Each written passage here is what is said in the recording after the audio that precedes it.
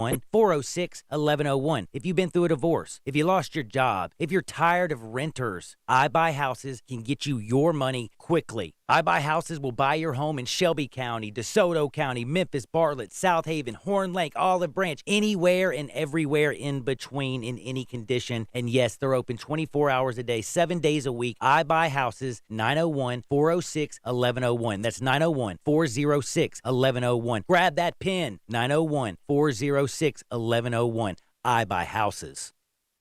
Finding great candidates to hire can be like, well, trying to find a needle in a haystack. Sure, you can post your job to some job board, but then all you can do is hope the right person comes along, which is why you should try ZipRecruiter for free at ZipRecruiter.com/search. ZipRecruiter doesn't depend on candidates finding you. It finds them for you. Its powerful technology identifies people with the right experience and actively invites them to apply to your job. You get qualified candidates fast. So while other companies might deliver a lot of hay, ZipRecruiter finds you what you're looking for.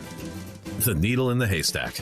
See why 4 out of 5 employers who post a job on ZipRecruiter get a quality candidate within the first day. ZipRecruiter, the smartest way to hire. And now you can try ZipRecruiter for free. That's right, free at ZipRecruiter.com/search. That's ZipRecruiter.com/search. ZipRecruiter.com/search. You already know you can listen to Sports 56, 96.1, and 87.7 anywhere with the Sports 56 app or at sports56whbq.com. But you can also keep up to date with everything going on by keeping up with Sports 56 on social media. Be sure to follow us on Twitter, Facebook, Instagram, YouTube, and Twitch for information on breaking news, chances to win prizes, and video of all the shows. Don't miss out on anything that's going on. Stay in touch with Sports 56, 96.1, and 87.7 on social media.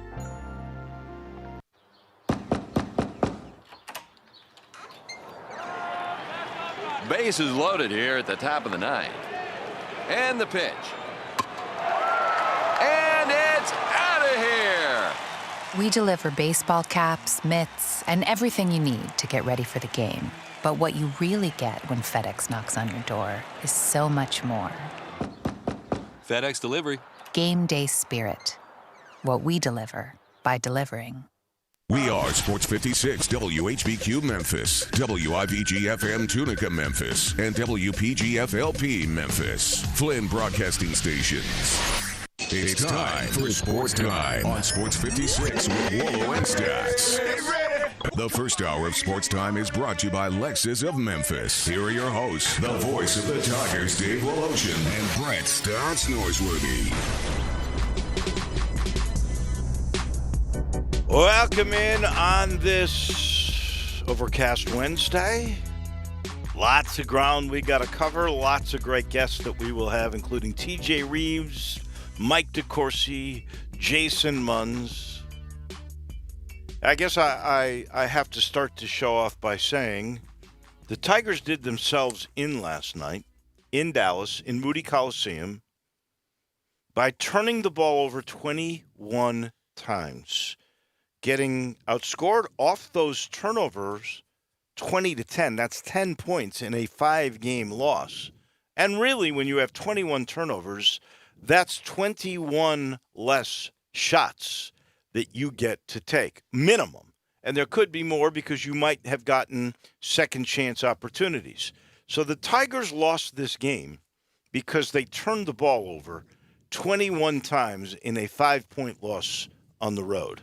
That being said, the first thing that Penny Hardaway said to me in the postgame show in Moody Coliseum late last night was, well, I guess good guys finish last in this league.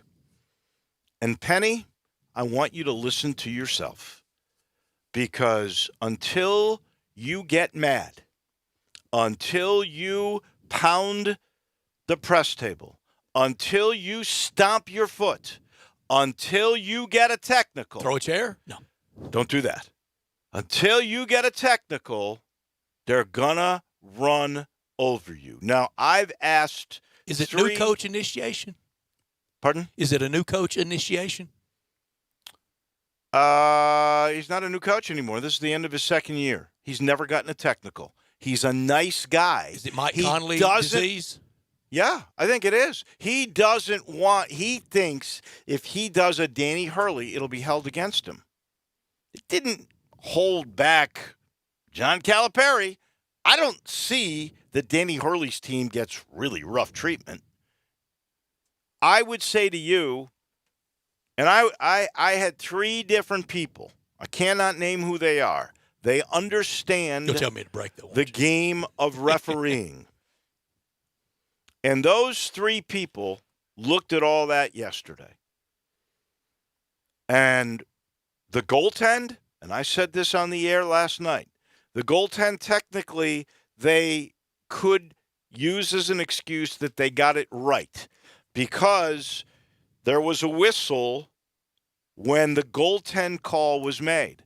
Now, there's a little discussion between one referee and another who didn't see it that way.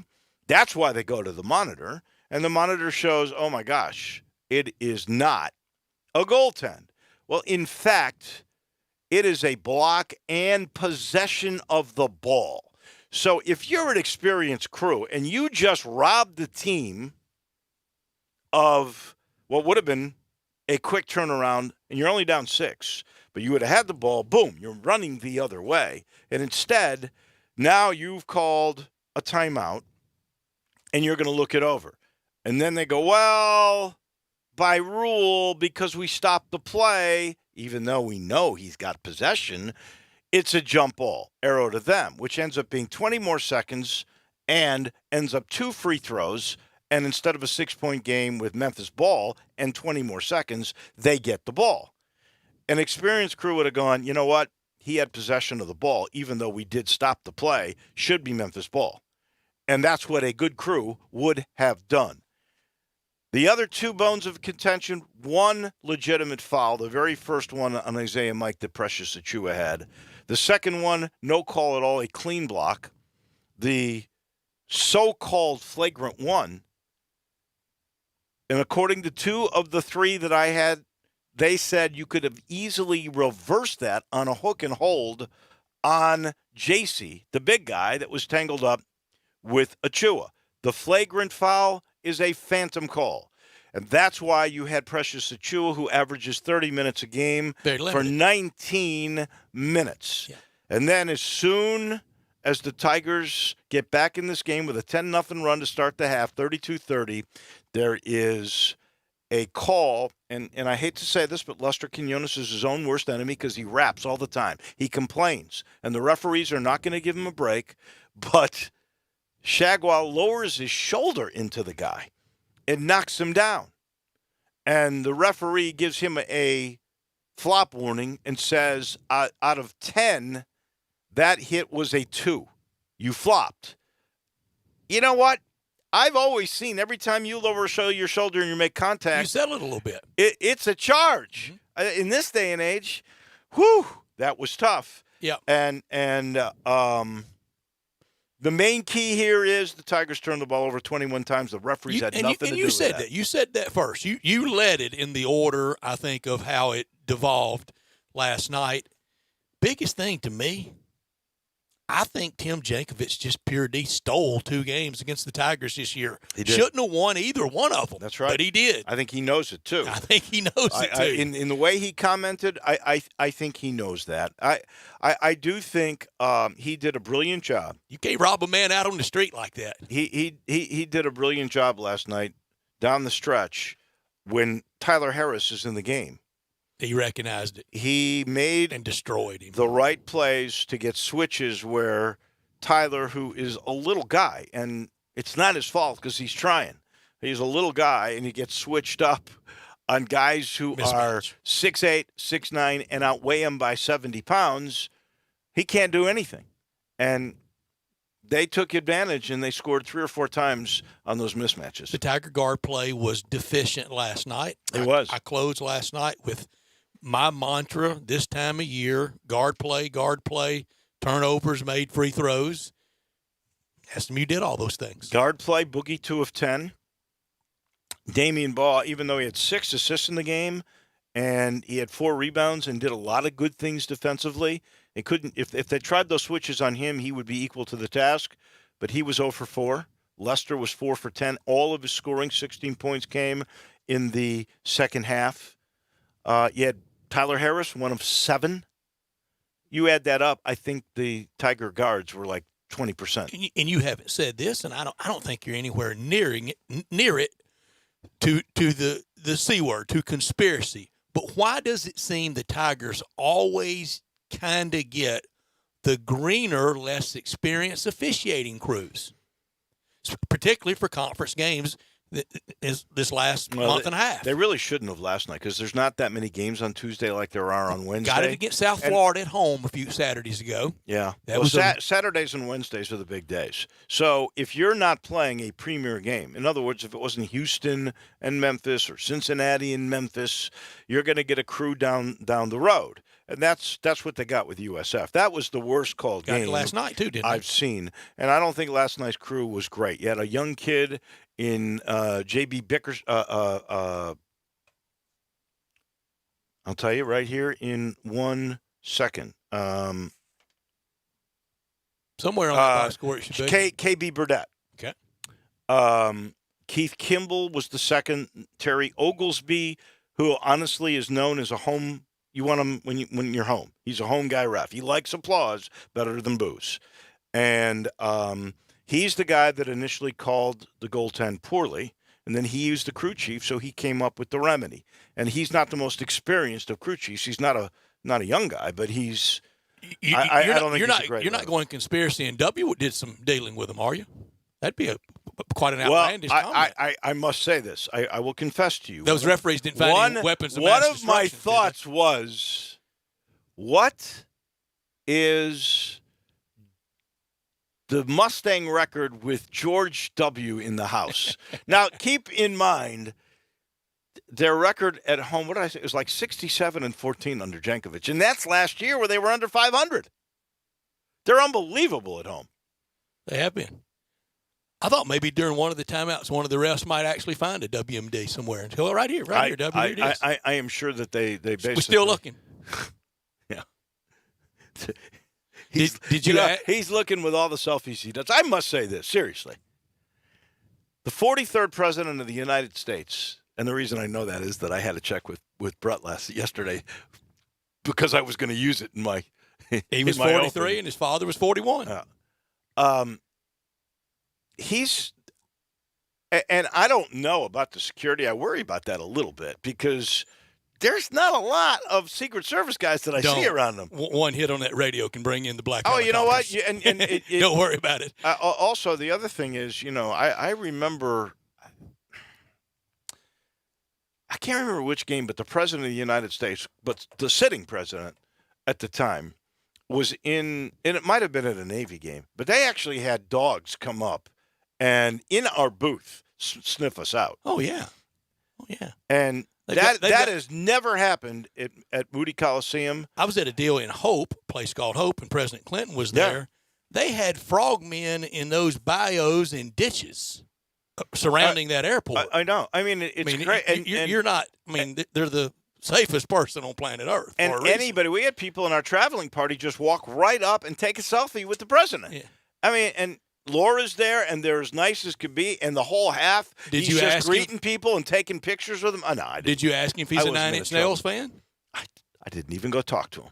I observed, and I appreciate him. Some of that artwork I've seen, I think he is a Nine Inch Nail fan. I got about 20 minutes in the library. I'm going to go back. 20? I spent 4.5 hours there.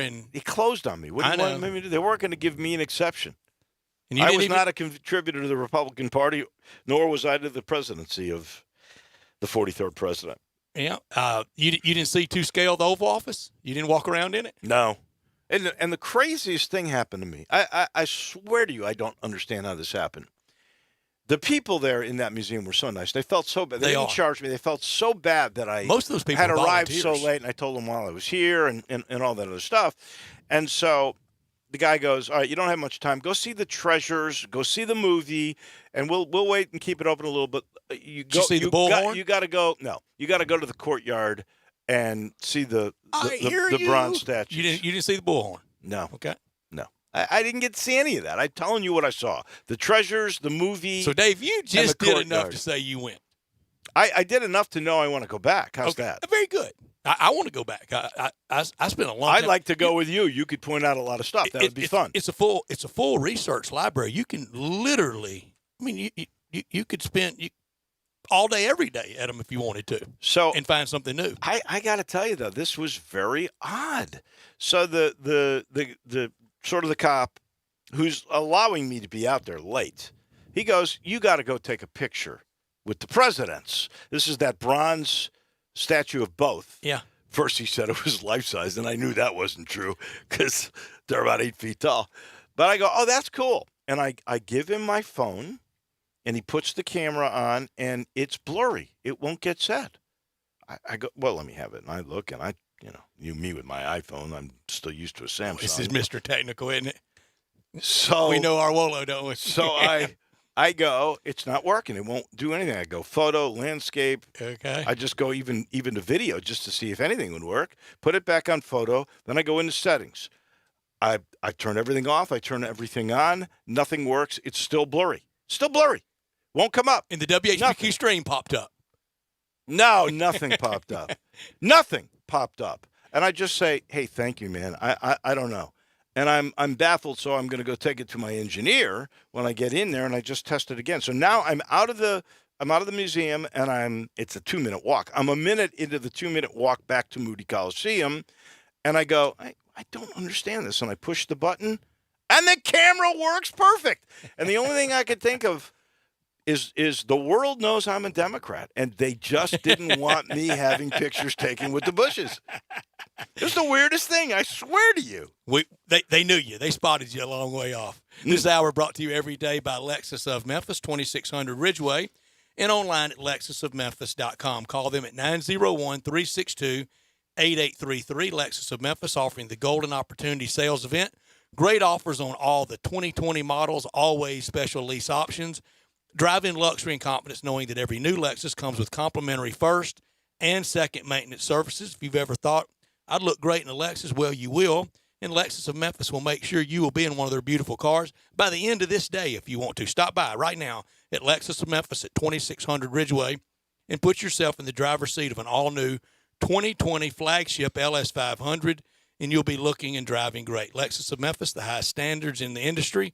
When you purchase a Lexus, you get top-of-the-line engineering and design, and that makes for the luxury driving experience. 901-362-8833, online at lexusofmemphis.com. Experience amazing at Lexus of Memphis. Top story of the day. I made myself do this today. Went to NIT bracketology? We've been working together too long. Exactly. I made myself too. NIT bracketology. The Memphis Tigers are third overall by one guy. There's a bunch of guys. They are too. the third seed in another. They are the fourth seed in another. And in almost every scenario, they end up in line to play Alabama either second or third game. At home, at FedEx Forum. No, not when in one of those scenarios. It's the three. They have to go to Alabama. Well, you go to another library. You go to the Bryant Museum if you wanted to see that. I've been to that one. That's pretty cool. It's real good. NIT bracketology. NIT bracketology. That's what I'm forced to look at. Because I think, really, even if they were to beat Tulane, Wichita State, and win again in Houston, losing to an 86 net team last night, I think that did them in. I think they are going to have to win the AAC tournament. I just think it's being honest. Yeah. And that's the hand that's been dealt in this topsy-turvy year. My top story, more turnovers than made 2-point baskets, 21 turnovers. 23 made baskets total if you include the 3-pointers, but the 2-pointers, there were more turnovers than 2-pointers made. The offense was a struggle. Again, it has been all season long. In the season sweep to SMU, and now almost assured of Thursday play in Fort Worth, probably in the 6th spot, and that will be the last game of the first day in Fort Worth. 9:20 tip. Struggle game last night and a struggle season, and sometimes you have those. Not top story of the day. This is sad for me. Maria Sharapova. NIT bracketology. Well, that's sad too. But Maria Sharapova has decided to retire at the age of 32. Her shoulder injuries really did her in. 32 is still pretty young, but not necessarily for most tennis players, unless you're named Roger Federer and Nadal. 32 is really young. It is in almost every game, but honestly, they say that you reach your peak at 27 in tennis because that first step is so critical. That's the first thing to leave you. And honestly, Maria was never the same after her ban for using the steroid-laced supplement, of which she said she never really knew about. And actually, she's one of the few with an appeal that had her ban from 2 years reduced by 6 months. But she never was quite the same. She did win a Grand Slam on every surface. She's a Grand Slam champion. She won Wimbledon, we liked her here, the U.S. Open, the Australian, and 2 French Opens, 5 majors. And she made a lot of money, almost $40 million, third most behind the 2 that upstaged her, the Williams sisters, Venus and Serena. So she made more than Steffi Graf. Yeah, because the money wasn't the same. Money got bigger. And that $40 million, that's earnings. That doesn't mean or come into account all of the endorsement money she made. And let's face it, she's one of the prettiest. Her and Kornikova, I would have to say, both could have been fashion models if they'd wanted to be. And I think she got a lot of endorsement money. Nothing like Serena Williams is the queen. She is. When it comes to endorsement money. One of the great athletes of all time. She's made over $100 million in 1 year because of endorsements and earnings.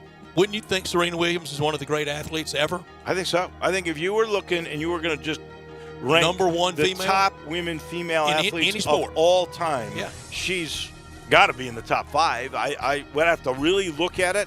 You got great Flojo and Wilma Rudolph, Annika Sorenstam, yeah.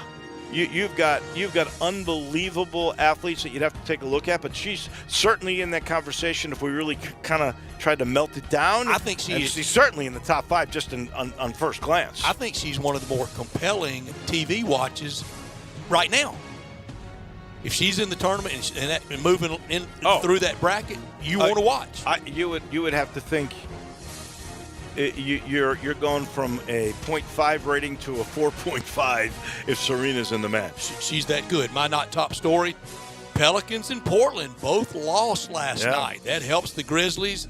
Magic number reduced for those 2 teams to 22, but it's still at 23 for San Antonio. They play tonight, but now here comes Sacramento, Friday night's opponent, last Friday night's opponent that defeated them out in Sacramento. And Phoenix is not completely out of hailing distance. It's not going to be easy for the Grizzlies. I think in inner sanctum Grizzlies world, some really tough decisions have to be made over the next few days of how much do you want this? You know me. How much go for? I've been a guy that has been pushing you owe your fans a run. But if you don't have a healthy Jaren Jackson, and we saw the fall, that's legit. If you don't have a healthy Brandon Clark, then why are you going to rush bringing Justice Winslow up, who hasn't really played all year? A little maintenance for Ja. Because honestly, with the schedule that you have that is so daunting, and the Pelicans with the easier one, and I saw George Felton last night, who came to see Precious, although he wouldn't say it was just Precious. But I felt bad for him because he didn't really get to see a whole lot of them. But, he saw him go coast to coast. His Spurs are still in it. It's not done yet. Yeah. I would have to think that Memphis's chances are getting worse and worse by the day. With all those injuries. George Felton, colorful character, isn't he? Oh, yeah. I closed last night. I feel bad for George. I always think of George Felton because he had 2 teams. I know South Carolina was one of them. He's the other Georgia Tech. Where was he at also? He was in our league in the old Metro with South Carolina. Well, South Carolina's the one I remember. But he was with another school. And his teams always folded at the end of the year. And I always thought it was because he didn't start to let up at the end of the year. I always thought he was a poster child for not understanding the rigors and how you have to taper off. And John Calipari was the opposite way. He understood when it came to February, you taper down. I closed last night talking about looking forward last night to the FSU U of L game, Old Metro battle. Yep. Now in the ACC. Well, if you think about that league, how great it would have been had Florida State, if they would have agreed to play football, Virginia Tech would have come around. That league would have been South Carolina, Virginia Tech, Georgia Louisville, Tech, Memphis, Cincinnati, Tulane. Southern Miss was in that league. I don't know. It would have been an unbelievable league. And it would have changed the path athletically for all of those schools. Those are your top and not top stories. TJ Reeves, Mike DeCourcy, Jason Munz, all on the list of guests today. We are busy as we sit in the Family Leisure Studios. They are really busy at I-40 in Whidden Road because the Factory Direct Pool, Spa, and Patio Furniture Sale is hopping. Pools starting at under $2,000. Pool, chemicals, and toys and accessories all up to 20% off right now. And the spas are starting at $21.99. Swim spas under $10,000. Those are the gigantic ones. Patio furniture, state-of-the-art 5-piece sets starting at $7.99. And that cool maintenance-free poly furniture, that's up to 20% off. Mention this ad, free delivery, and a month of free chemicals if you buy your spa right now and say Sports 56. That's Family Leisure. I-40 and Whidden Road, where 70,000 square feet of family and fun all come together. Back in a minute to Tampa we go. TJ's next on Sports Time on Sports 56 with Wolo and Stats. Start your day with Sports 56 Mornings with Peter Edmiston and C.J. Hertz. Right here on Sports 56, 96.1 and 87.7 FM. At Jason's Deli, you can stuff yourself full of great deli food that's healthy, fresh, and best of all, it's not expensive. Jason's Deli is all about choice. Whether you're looking for a gluten-free menu, vegetarian sandwiches, healthy kids' meals, or if you'd like to invent your sandwich via the build-your-own selections, Jason's Deli has you covered. And they only use fresh, wholesome ingredients. Choose from the club and specialty sandwiches, paninis, wraps, soups, salads, pastas, and much more. I love the cleanliness in the restaurant, the hospitality, and of course the cost. They have a huge salad bar and great soups, including Southwest chicken chili, fire roasted tortilla, organic vegetable, tomato basil, and many, many more. And if you're planning an event, their catering department is fantastic and can handle any size party. Go check out Jason's Deli's 4 locations. On Ridgeway in the Park Place Center, that's my favorite, on Germantown Parkway in Cordova, at Poplar and Highland, and on Goodman Road in Olive Branch. Hey everybody, this is Coach Penny Hardaway. There's a comfort in being home, and to me, comfort food and family makes Memphis the place to be, along with having the best basketball fans in America. I like pulling into Corky's and getting one of their family party packs. How can you go wrong with pork, beans, slaw, sauce, and buns for only $5.99 a person? It is so easy. I can call ahead, order online, or just pop in. Tailgating can't get any easier.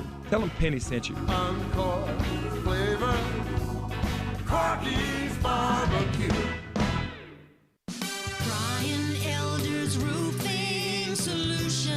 Chris Price here for Brian Elder Roofing. The storms we've had over the past several months have been devastating to our communities. The rainy season is ahead.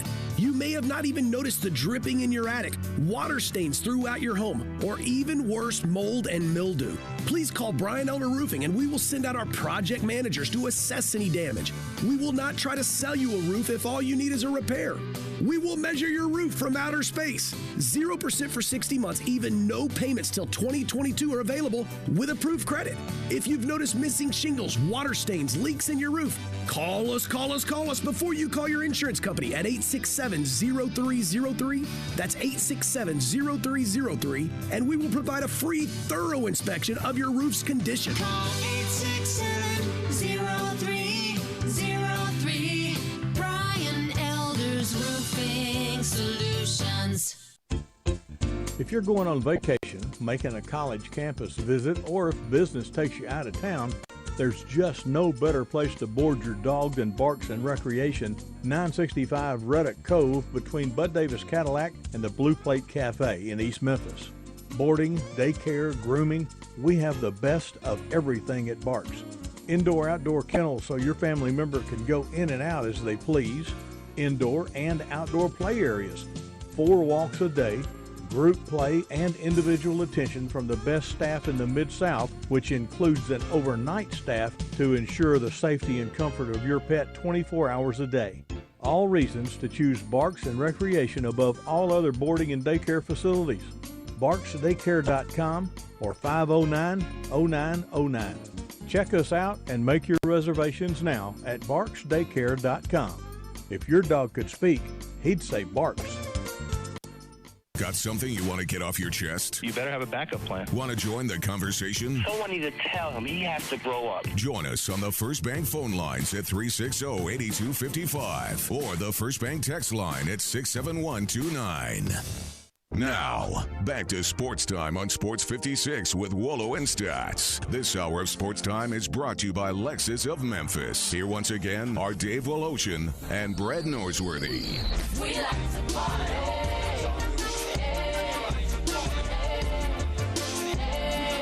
Welcome back in. I really hope the guy that had Memphis as the third overall seed in the NIT is right, because you get 3 home games. Your odds of winning go way up. I wouldn't mind, I guess, a trip to New York City in April. We were talking about just being honest and candid about the Tigers' status. No less than Joe Lenardi, Mr. Joey Brackets. First 4 out today: Stanford, Richmond, Mississippi State, UCLA. Mm-hmm. Next 4? Arkansas, so that would be number 73. Is that right? Yeah. Georgetown, 74. Right. Yeah. Memphis, 75. Wow. That's Joe Brackets. Well, who am I to argue with Joe Brackets? If that were the case, you would think if they did win out and win one again at Houston, which is truthfully very unlikely, but could happen. Beat them once. Win those 3, get to the finals. Win those 3 and even maybe only win 1 game in the tournament, you might get there. But, Joe would have to win 2 or 3, though. I guess you got to start New Orleans. That's what you got to do. That team's playing better. And you know what I heard? I think I said this on the air. Not only seats 4,100. But Stoke for Saturday. But it's sold out. I don't believe it. Rare leap day matchup. I can't remember. I want to hear Matt Dillon on this day in Tiger history. How many leap days have the Tigers won on? He'll know. 0. He'll know. I don't know.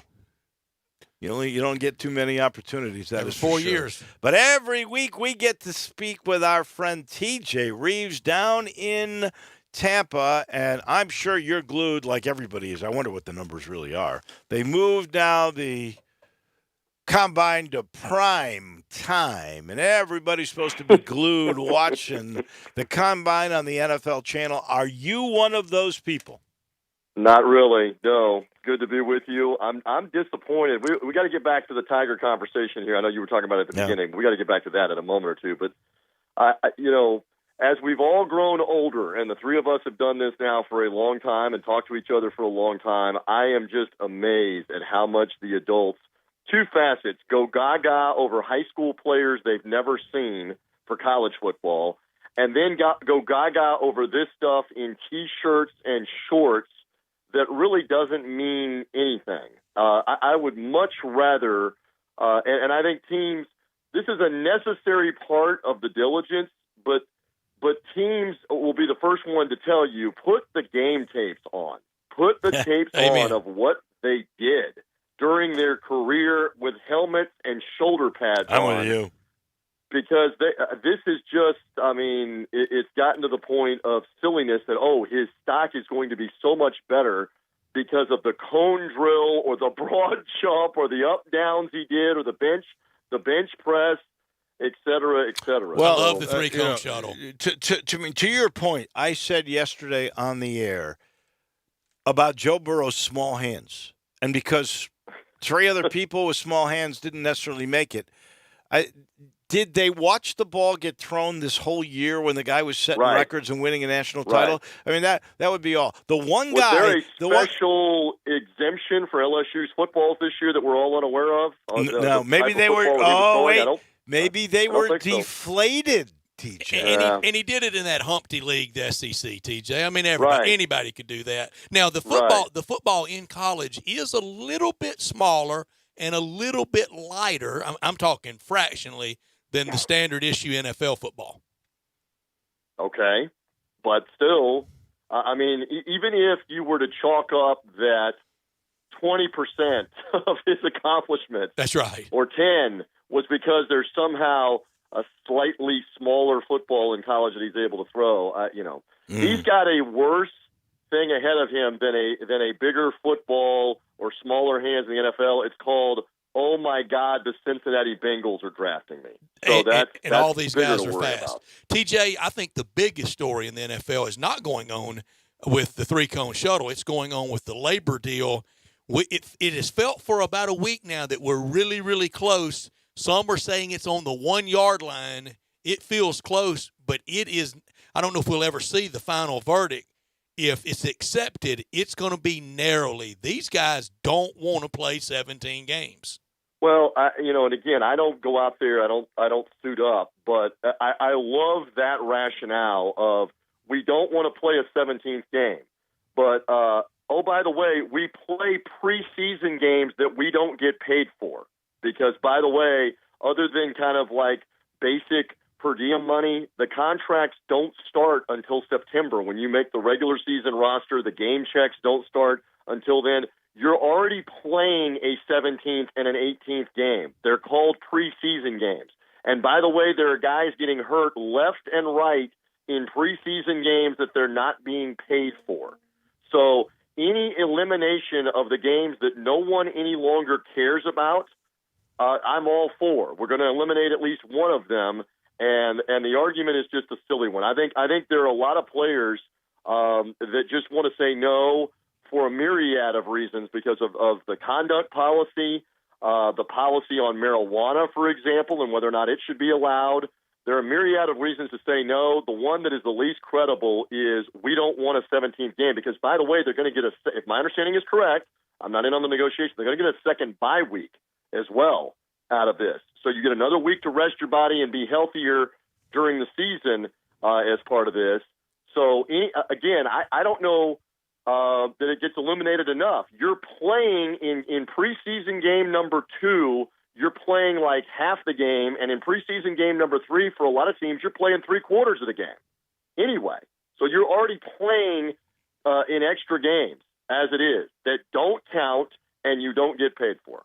There you go. What do you think, from what you can gather, if any, is the sentiment here? Because I hear some people are saying that we're good because there's $5 billion more coming our way, and then I hear there's others more roster spots. Right. There's more money. Yeah. There's more active roster spots. There are benefits to this. But TJ, I also hear not good medical insurance, especially after you retire. That's got to be a whole lot better, including lifetime. And that 17th game, as you mentioned, you don't buy that, but there are plenty that do. So I guess my question for you is, do you have a gut feel on will this thing end up being ratified? I think yes. Maybe it doesn't get ratified right now or right away, but the rank and file is going to outweigh a lot of the superstar players that are making $20 million right now to play. Because for a lot of these guys, they can't afford to not play, and the owners know that. They can't afford a work stoppage, which is what is looming. And the owners are obviously making concessions here.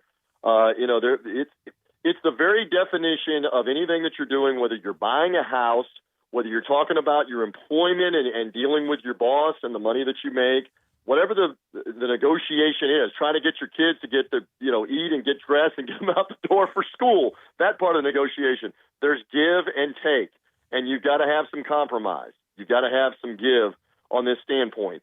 Everybody wins with a 17th game. That's better. Regular season games and regular season games that mean something, that's better. And if they're willing to give more roster spots and increase the salary cap, that's opportunity for guys for probably in the neighborhood of 70 to maybe even 100 plus jobs if it's 2 or 3 more roster spots on a team. Again, you got to be willing to give and take, especially, part of this deal is the commissioner's not going to apparently wield full authority on the conduct policy. We'll have another party involved. Yeah. Right. There will be a third party that will be involved. That's a win for the players. They've been griping and arguing about the commissioner being judge, jury, and executioner for 7 or 8 years now of this deal. So there's got to be some give and take. You know what? And that always gets me. I really am baffled by it. And to me, it's an indictment on Roger Goodell. Nobody ever said anything when Paul Tagliabue was the commissioner that he shouldn't be in charge of what ends up happening in the league. Lord knows nobody would have ever said anything to Pete Rozelle about that. Here's Roger Goodell. They didn't like the way he handled some things, and all of a sudden, the commissioner really shouldn't be the boss. That should be a third party. I don't get that at all. And the players negotiated. It came down to this last time at CBA time. It was, do you want the money or do you want the power? You're not getting both. And as always, we all would, give me the cash. Well, they took the cash. Well, Goodell got all the power. And I'm with Dave here. There's no way Rozelle and Tagliabue would have ever endured that criticism. But, Dave, he did thoroughly botch Bounty Gate and the Saints. So then you've got the wrong commissioner. But still, it should be one person that is in charge of the league. Somebody's got to be the boss. Yeah, I mean, ultimately, yes. And so he's taken some PR hits on this, but again, the NFL is massively popular and massively lucrative. He works for the owners, and the owners obviously re-upped him to be in charge. And so let's see. Let's see if they get this done here with the agreement, because ultimately it's going to go to the rank and file on what you want to do. I mean, the part that looks bad for the players, and I come down much more on employees because we're employees, not employers. Pro player.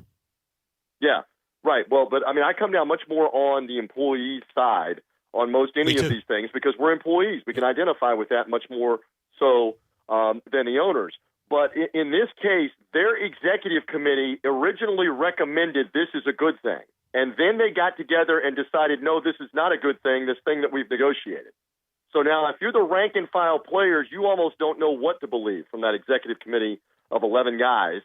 Because on the one hand, you wanted this, the owners agreed to it, and then you put it to a vote before it went to the rank and file, and the vote was like 6-5 against, or whatever it was, or 6-5 for it. So now the 1,700 guys that currently exist, that's a mixed message for them. You're supposed to be representing us. The 32 player reps are supposed to be representing us, and apparently not all of them even voted. Not all of the 32 have even voted as of yet. So that's a bit confusing as well. TJ, let's go to college basketball. And we've talked the mediocrity, parity debate all this college basketball season. Whatever it is, we're going to be enthralled by when we get our bracket. It'd be more fun around here if the Tigers were promptly on it. But we're going to have our bracket in front of us in a few weeks, and we'll be anticipating it. Do you think, when you watch college basketball, do you think it is a good product and a good level of play? Yes, and I think you take it for what it is. It is not the NBA with 25 and 28 and 30-year-olds to compare it to. Amen. It is what it is for the past 25-plus years. As you mentioned, we build to the month of March. We build to the drama and the one-game scenario, and it's different, but it's also all-inclusive because San Diego State, Gonzaga, and Dayton at the top have the same opportunity as Michigan State, Duke, Kentucky, Kansas, Syracuse, and all the teams that we are traditionally watching year after year after year. So, yes, I think the product is outstanding. There's going to be great drama. There already was last Saturday. You had a 10-hour span where Kansas beat Baylor at Baylor and stopped their 23-game win streak, where UNLV beat San Diego State, stopping their 26-0 season, and then Gonzaga, I think, had won 19 or 20 games in a row, and BYU beat them. If that's not an appetizer for what can happen in March in the one-game scenario, then I don't know what is. So this is obviously a tremendous event. I'm looking forward to it. I'm looking forward to being part of broadcasting 3 of the mid-major championship games on TuneIn, the Horizon League, Conference USA, and the Sun Belt. And in all 3 of those leagues, there's only one team that is going to end up in the NCAA tournament. There are no at-large contenders on any of them. The bottom line is you've got to win. You've got to put it together for that 48 or 72 hours, whatever the scenario is, and go win the conference tournament. And so it's what makes this event the best event in sports. We all love the NFL and the NFL playoffs and the Super Bowl, and we can romanticize about the World Series and the baseball postseason or watching the Masters, et cetera, but there's nothing that includes about 150 teams starting championship week that legitimately have a chance to play their way into the big field and then have those 3 weekends and have it unfold in the NCAA tournament like what we have. And every March it delivers. Every March you have drama. You look back no further than back last March, 12 months ago, where in the Elite Eight and the Final Four, you had about 5 classic games out of the 7 games that were played. So with everything hanging in the balance, you got one great game after another. So I look forward to that again this year. And the uncertainty of not having a true dominant team, I think, makes it better this go-around. I don't disagree with anything you've said, but I think if your question was on the quality of the game, I think, and Mark Wise, I thought, has succinctly given you the reasons why we don't have what we used to have. One, we've lost star power. No Wiseman this year. No Hampton this year. No Ball this year. Those 3 guys would have been big stars, and you lost Cole Anthony for a little bit because of injury at North Carolina. So a lot of the main guys that you had been looking at because they were draft choices weren't there. Second, transfer portal, which I think maybe should be one.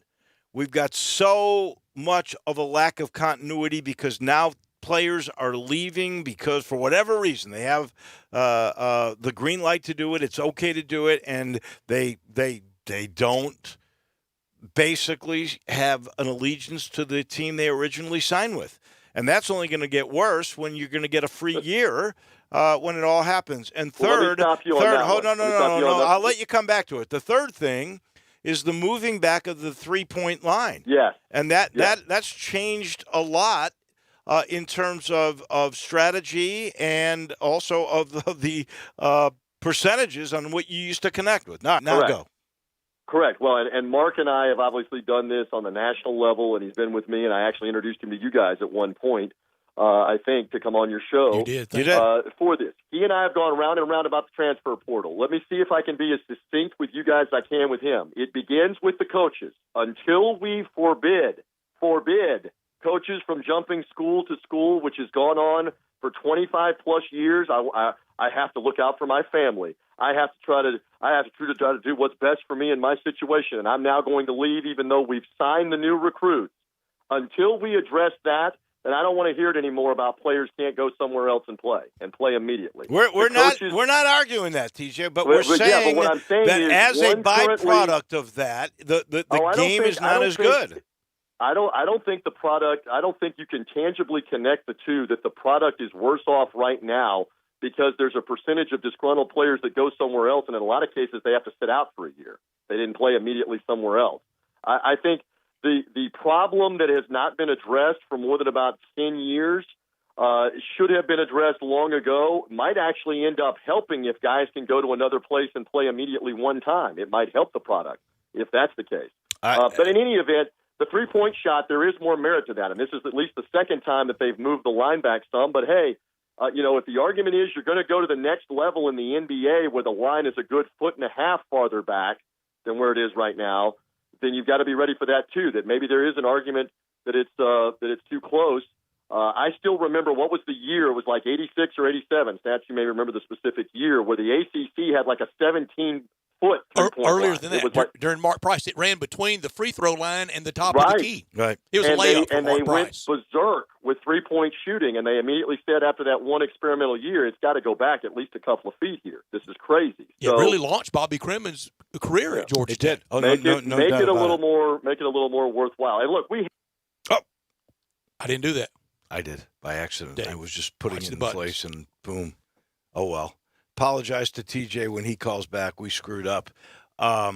Anyway, we are late for a break as it stands. We will be back in a minute. I do want to remind everybody it's coming up March the 7th. So we're basically a week and a couple of days away from this very special event coming to the Pink Palace. It's the opening of the Tiger Hoops exhibit.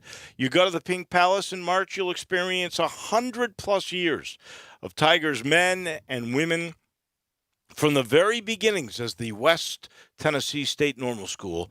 It is really going to be a cool exhibit, and we will actually have a guest on from that here in a little bit. Don't miss the Tiger Hoops exhibit at the Pink Palace opening on March the 7th. Back in a minute. This is Sports Time on Sports 56 with Wolo and Stats.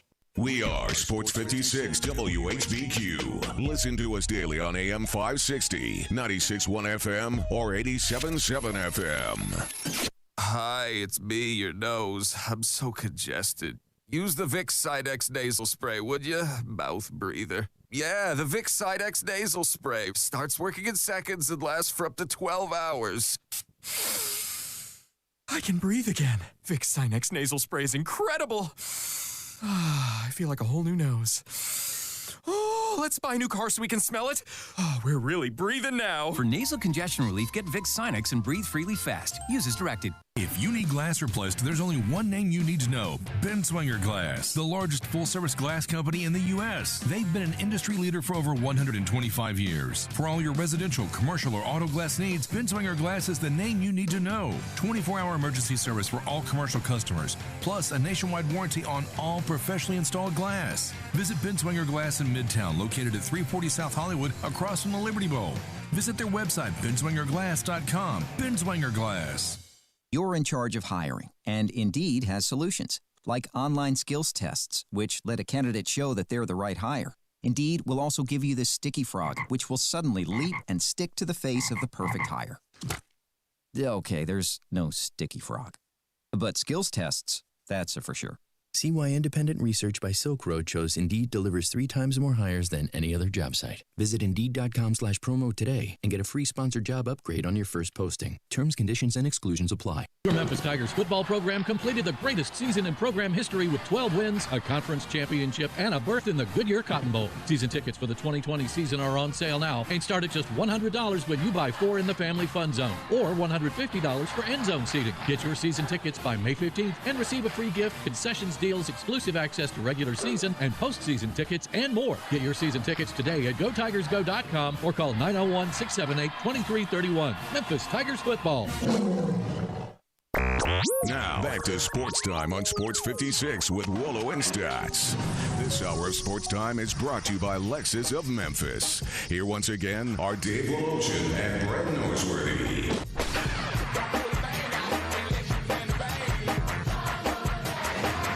Welcome back in as we put a wrap on our... So we're getting ready to really eliminate preseason football, and I think most of us are glad of that. Brevin Knight, every year, will almost go on a sermonette about the quality of play in the NBA, especially out of the gate early in the year, that it has been diminished by reducing the number of exhibition games, that you need those laps around the track.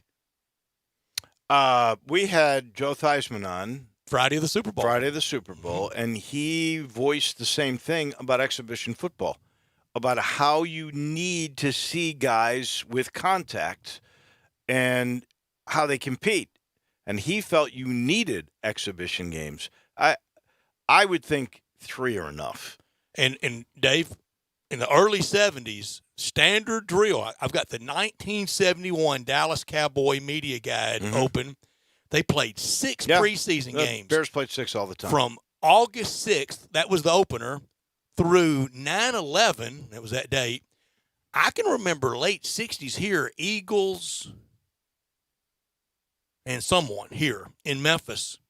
Preseason game was like September 15th. I got news for you. They used to play in August at college all-star games. That so kicked it off. If you were the NFL champion, you played 7 exhibition games. And the Cowboys that year, they go undefeated in preseason. They went on to win the Super Bowl that year, too. And on August 20th, a 16-15 home win at the Cotton Bowl against the Cleveland Browns, I was there. Mom and Dad and I were there. It was hot as you know what. Lance Allworth, I want to say, was injured in that game that night. Really? Yeah. 16-15. It was a slugfest, too. Lance Allworth was such a good receiver. I loved him from afar. One of the most aptly nicknamed humans ever. Bambi? Because he looked like a deer out there, and those big, brown, beautiful eyes, and some player. Whatever happened to Lance Allworth? Well, he stayed in Southern California. I knew his son, Lance Jr., and his daughter, Kelly, pretty well. I knew him pretty well. And they go to Arkansas? No, I met him in Washington. They all went to Harvard. Oh, wow. And he did pretty well in Southern California. He was not disjointed with anybody in Arkansas, but didn't come back very much. Finally, they talked him into coming back in 2006. Arkansas was playing Tennessee in Fayetteville, hosting game day. And it was maybe the first time since he left in the early 60s to be back in Arkansas. Treated like a king, loved it. And, of course, had his leather jacket on, and it fit like a glove. Is he still with us? Yes. Okay. Yes. Good. That's I really, as a kid, I liked the Bolts, and I liked the way he played. I thought he was he was drafted NFL by the 49ers, but the Hilton family that owned the Chargers made him an offer he could not refuse. They had money back in those days. Yeah, Hilton's got money now. Hey, that was a real battle. That's why the AFL made it. Yeah, because they had owners that had some pockets, and they went after people. His son played football at Harvard. And I think both his son and his daughter, both are attorneys. Really nice, sharp people. He lives still in San Diego? Lance does. Bambi does, yeah. Does he? Jerry Jones adored him. Jerry Jones and his dad tried to buy the Chargers and had a deal for them from the Hiltons. And Jerry Jones' dad backed out and said, we'll lose money. Really? Let's pass. Yeah. Huh. Jerry Jones adores Lance Allworth. We've got to take a timeout. When we come back, college basketball. We'll ask Mike DeCourcy a little bit about transfer portal, and I think it's going to happen. I just don't know when, what stipulations we could put on, and everything else, and what his bracketology is all about. That all comes your way in a minute from the Sporting News and the Big Ten Network and Fox Sports. He's a busy guy. We'll chat with Mike DeCourcy next on Sports Time on Sports 56 with Wolo and Stats.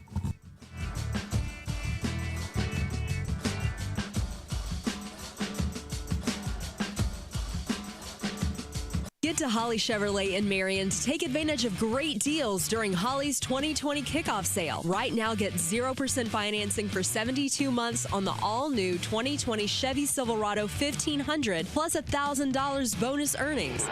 Or get 0% financing for 72 months on a new 2020 Chevy Equinox plus $500 cash allowance. Stop by today and check out Holly's large selection of new and pre-owned cars, trucks, and SUVs ready for you to enjoy. And at Holly Chevrolet, it's a no-pressure, no-hassle environment. As a matter of fact, there's no badgers and never pay a dock fee. Find new roads at Exit 14 off I-55 in Marion, just 15 minutes from downtown Memphis, or online at hollychevrolet.com. 2020 Chevy Silverado 1500 stock number N4007. 2020 Chevy Equinox LD front-wheel drive stock number N4074. 0% financing on approved credit. All discounts, rebates, and incentives are included and applied. Must qualify finance with GM Financial and 2005 or newer GM product. Price does not include tax, tag, title, registration. Take delivery by 3/2/20. See dealer for details.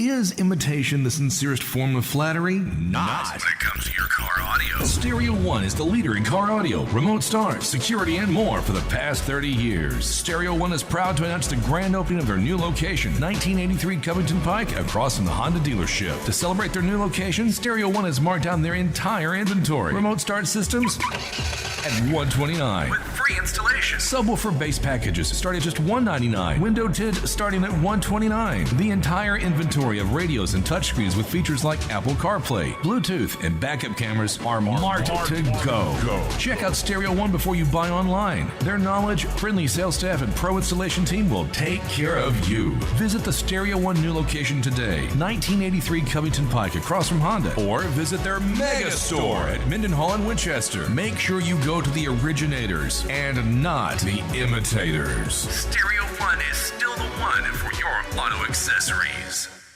Hi, this is Troy Five-Ash, owner of Five-Ash Roofing. It is that time of year where the weather is unpredictable, and given the recent storms, it's a good time to discuss insurance claims. So here's a few things you should know. Always hire a local contractor, because if you have a problem with your roof down the road, you want to be able to find him. Never allow anyone to pressure you into signing a contingency contract. They're used as sales tools, making you feel committed, and the truth is, those contracts are not worth the paper they're written on. Be careful of door-knocking salesmen. Some are reputable, but many are not. They canvass the neighborhood and tell everyone to file a claim, working the percentages and not caring if you file a claim even when they know the likelihood of it being approved is low. Some will even damage your roof hoping to convince the adjuster it's storm damage. That's fraud, and contractors have gone to jail for that. So do your research and know who you're hiring. 5 Ash Roofing, the official roof of the University of Memphis Athletic Department. Fair, honest, and ethical. 367-0050 or memphisroofer.com. 5 Ash Roofing, it's what we do. We're here for you. We are real sports talk. Sports 56, 96.1, and 87.7. Available on your radio dial at 560 AM, 96.1, and 87.7 FM, as well as online around the world at sports56whbq.com. Take us with you everywhere on your phone or tablet by downloading the Sports 56 app, and at home, tell Alexa or Google to play Sports 56. If it's happening in the world of sports, we've got it covered. Wherever you are, stay tuned to Real Sports Talk. Sports 56, 96.1, and 87.7. We are Sports 56 WHBQ Memphis, WIVG-FM Tunica Memphis, and WPG-FLP Memphis. Flynn Broadcasting Stations.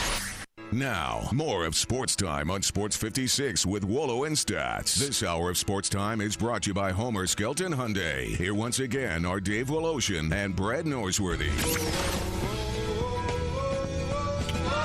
Welcome in hour number 2 after the Tigers' late night and Big D for you, wasn't it? Tough loss. You're used to that, though. That's your old stomping grounds. Dallas? That's almost Wolo bingo, like Steamboat. That was much shorter time period. I feel like we're going to have to introduce you to Mike DeCourcy. I haven't talked to Mike in a long time, and I do want to let everybody know. I think since I talked to Mike last time, he's picked up 2 new jobs, Big Ten and Fox Sports. He keeps growing in stature, that is for sure, and he's brought to you every week by the Memphis Tourism and Sports Council. We'll tell you a little bit more about that in just a little bit. In the meantime, it is a pleasure to bring in Mike DeCourcy. And it Mike, sure is. I want to start with legislation that will be discussed in the spring, and I think we've talked a little bit about this, but I'm curious about timing and what you are hearing. Now we've had the Big Ten and we've had the ACC that is coming up with legislation that would allow transfers in every sport, one-time movement without penalty of sitting out a year. When do you think this legislation will be enacted, and if you think it will be enacted? It will. There's no doubt about that now, because even the NCAA has come out in favor of it as an organization. I don't know exactly the mechanism of how that gets worked out, but they have now put a proposal out there. It had an odd line in there about getting the approval of your current school, which is antithetical to the whole portal concept. So I don't really understand what that's about, why it's in there, whether that's a change back away from the portal idea. Because the portal is basically, I don't need to give you 2 weeks notice when I quit my job, is to put it in real world terms. I can just go. And that's, that's over the course of the last 20 years, some of our ugliest transfer situations have involved, no, I'm not letting you go. I don't want you to go to that place, something like that. Mm-hmm. And that's, to me, always been more problematic than the year in residence rule. And I don't think that this is the best course necessarily for college athletics, but it just because something's smart doesn't mean it stays. And it's kind of the way life works sometimes when people get their minds made up that something is the change is beneficial, even if it's not, it's going to happen. And so it's going to happen. I don't know whether it's implemented in time for next year or not. I would suggest probably not, that it will probably be approved within this calendar year, and then you will see it become law, rule, whatever you want to call it, in the 21-22 academic year. But I wouldn't be surprised if somehow they found a way to rush it through so that it were in effect for next year as well. Well, if they do, they would certainly be rushing in without as much thought as I think this needs. And I know it's an inevitability, but they've got to have some form of stipulation here. You can't just set no limits, right? I mean, don't you have to have 2 per year per school or something? Oh no, they're not going to do that. They can't do that because then how do you decide who gets it? I mean, is it a lottery? You win, so you get to transfer. You didn't win, so you've got to wait. No, that's not. No, that's not going to happen. I mean, so you're going to tell me a coach, John Calipari, could take 5 players from any school that he wants to each year? Yes, that's going to. If 5 players want to go to Kentucky, that's what's going to happen. It's going to rim wreck some APRs, isn't it? Oh, I think that's problematic, absolutely. And that's what I've been talking about in my opposition to all this, is that the idea that it's not going to impact academics is preposterous. Because in a lot of circumstances, and certainly the clear majority, I don't know the exact numbers, but the clear majority of American universities do not accept all of the credits from a prior university when a student transfers. Right.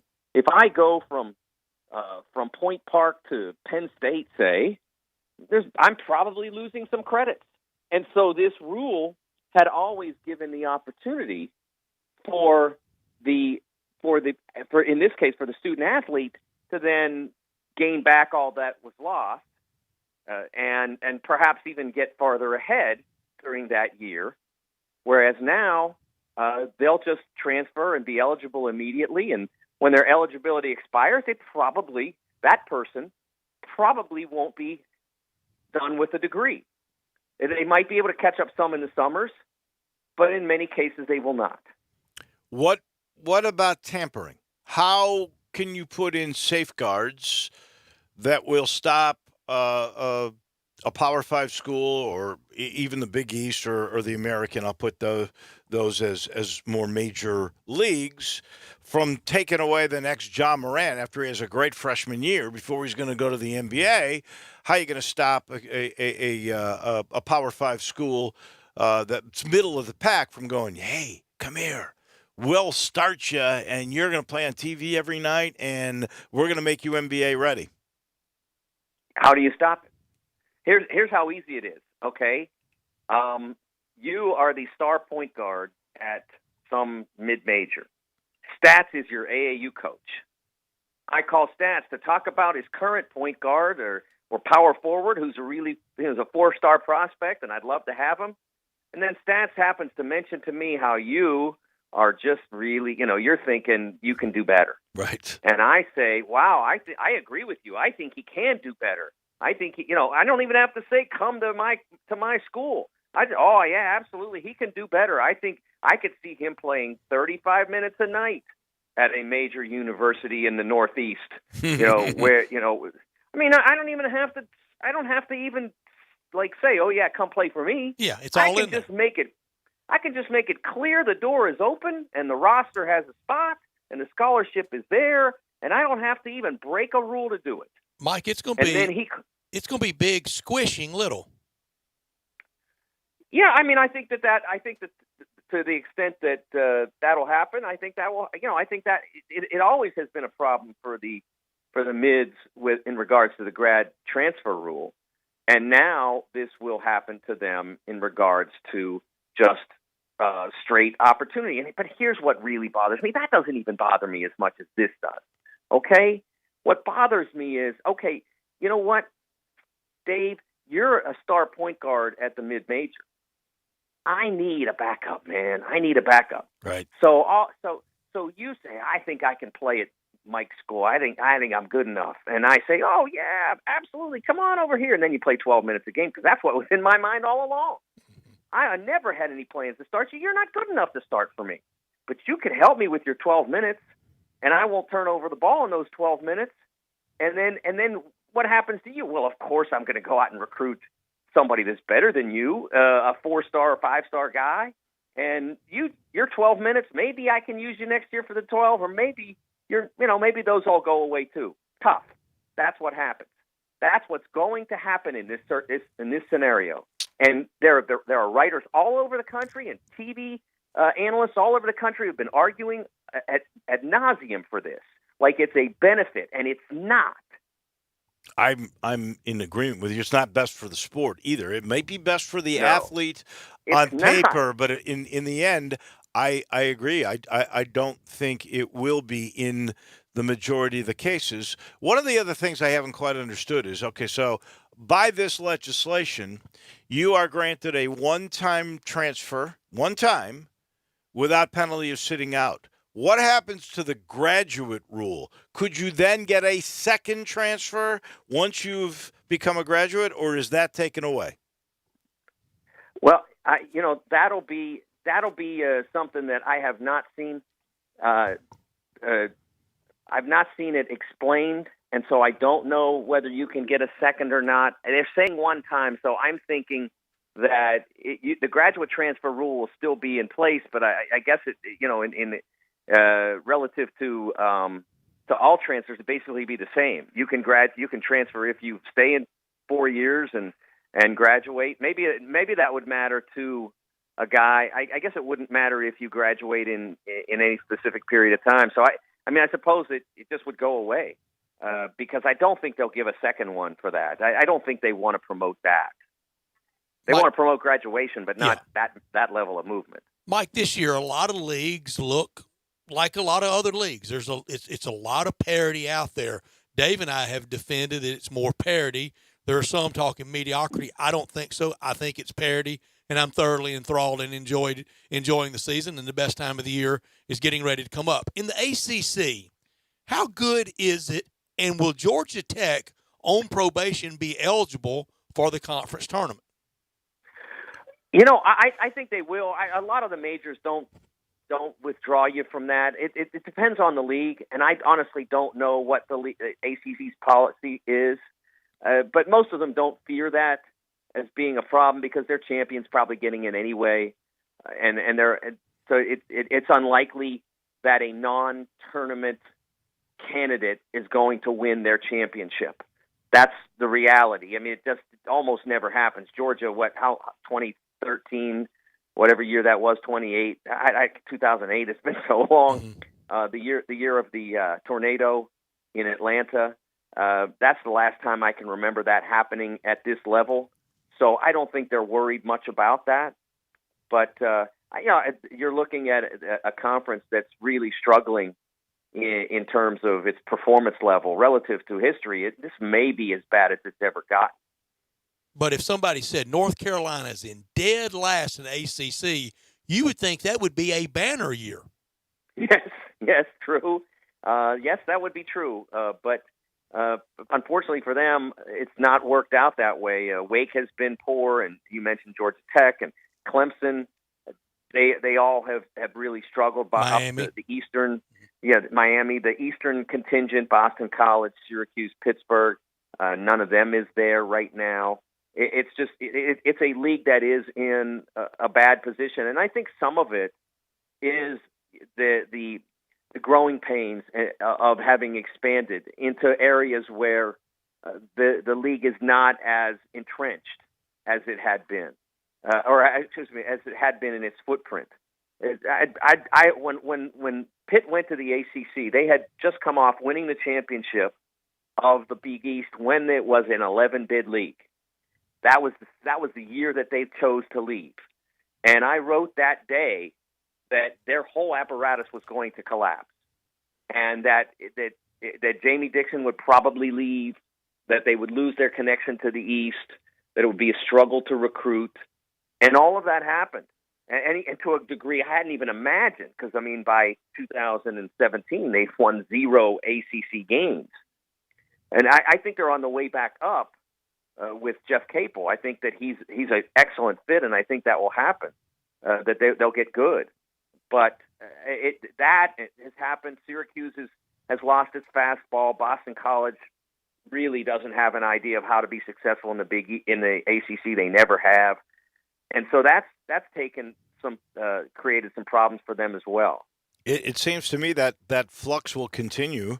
If you look at the bottom here, is Danny Manning going to make it at Wake Forest? Is Larrañaga going to retire at Miami? Is Josh Pastner going to make it at Georgia Tech? Jim Boeheim, I know in seeing that school Mike Bray. when we were in New York at Brooklyn in the early season, and there was a lot of discussion. This was the year. This was going to be it for Boeheim, although he may want to stick around to coach his son all the way through. But I mean, we could see a lot of change in that league next year at the coaching level. Oh, I think you're right. Absolutely. I think Jim will coach as long as he's healthy and as long as Buddy's there. And then I don't know what his decision will be. I firmly believe that's why he remained in the position, so that he could have the experience of coaching his son.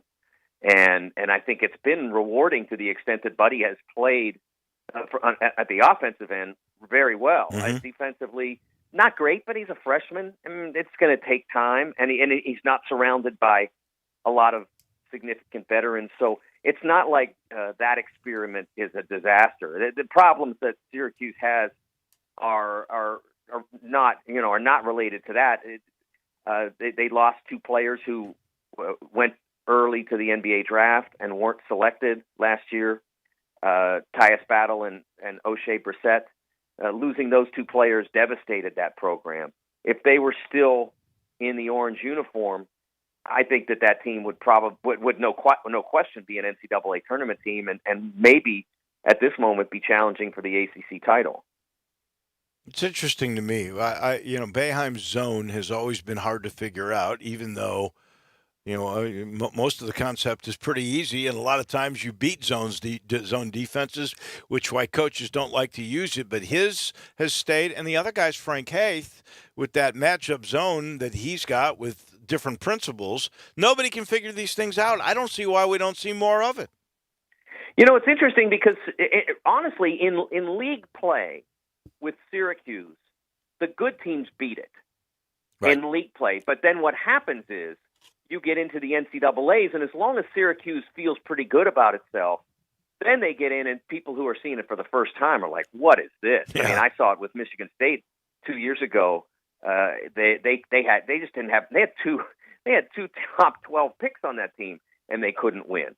That shows you what that zone can do in tournament play. So the whole key for Syracuse using that has always been, get good at it, get really sharp at it, try to do as well as you can in league. And if you got the best guys, you can still win your league. If you have the next best guys or the next best guys, just win enough to get in the show, and then figure it out from there relative to how difficult it'll be for the opposition.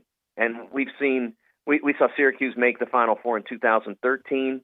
We saw them make it in 2016 when they weren't even really having a good year.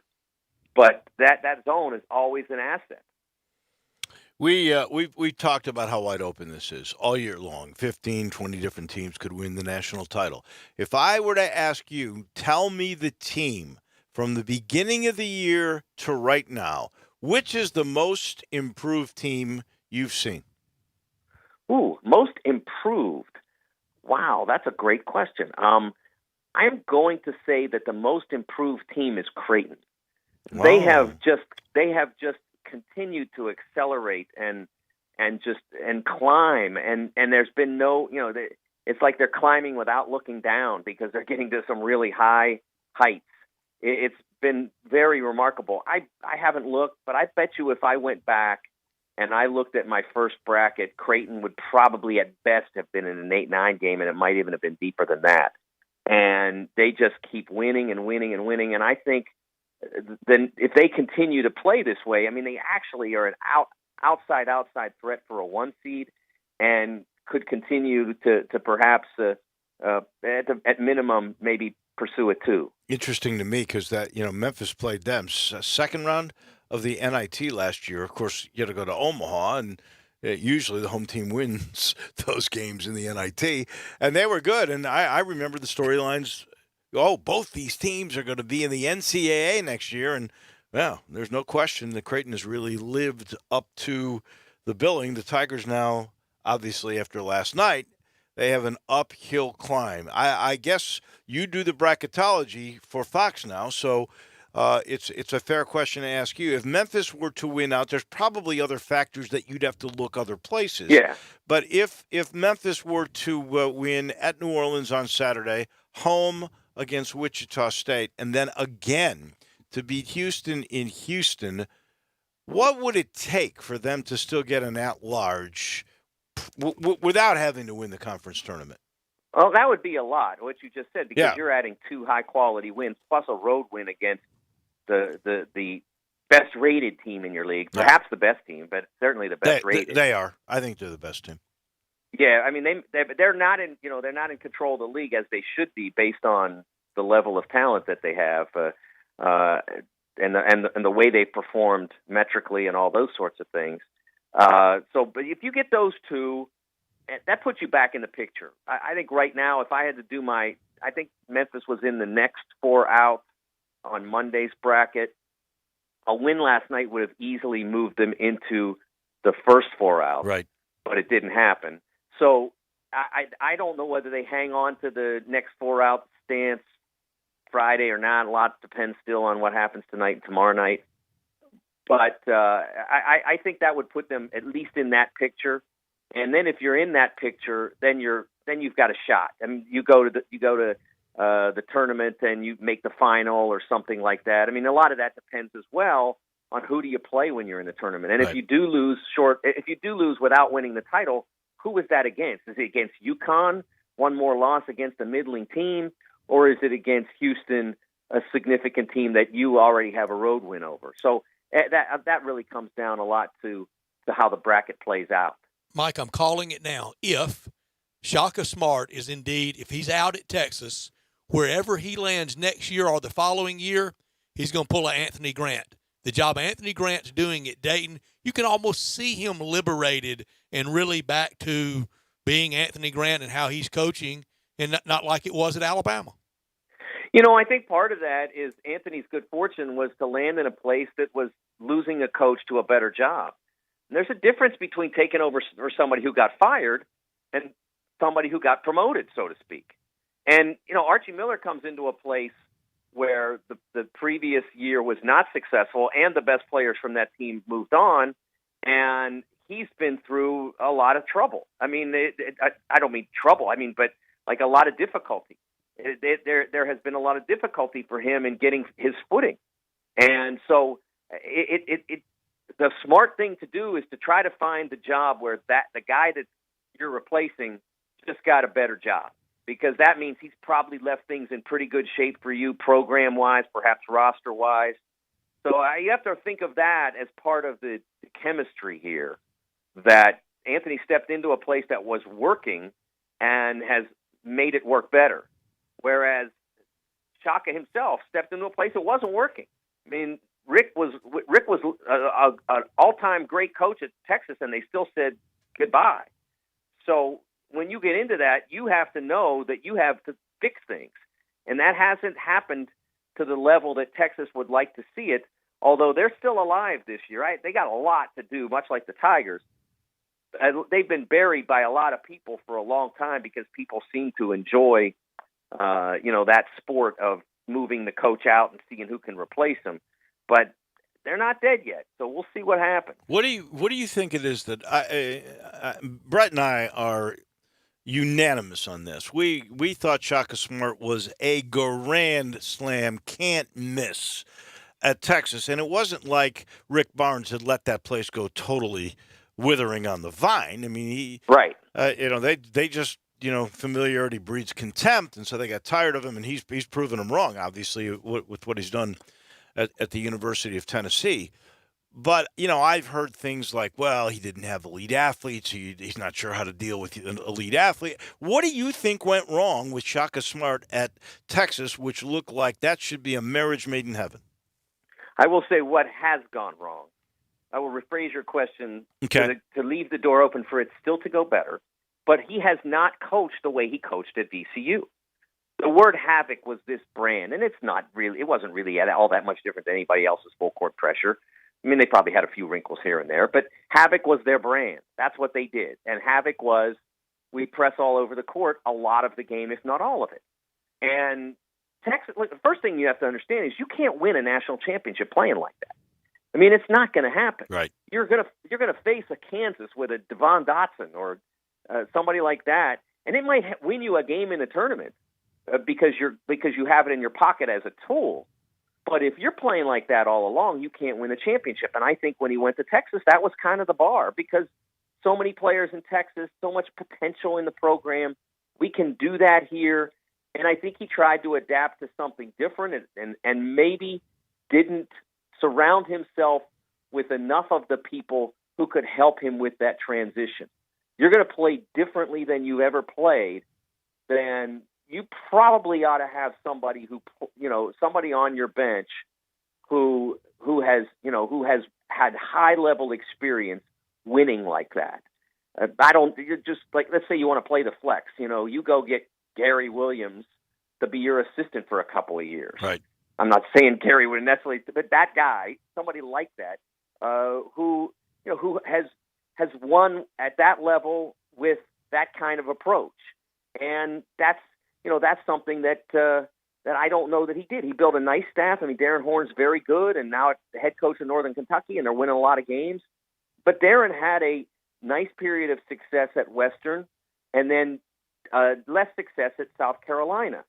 So although I would certainly have had him on my staff, I still would have wanted someone else who had won at a significant level, playing in some brand of half-court basketball that I wanted to transition to. He is Mike DeCourcy. You read him at the Sporting News. You watch him Big Ten Network and with Fox and his bracketology, and we always appreciate it, Mike. And the NCAA picture or NIT picture will be a little bit clearer the next time we talk to you. Thanks, Dave. Thank you. Take care. Thanks, Dad. You got it.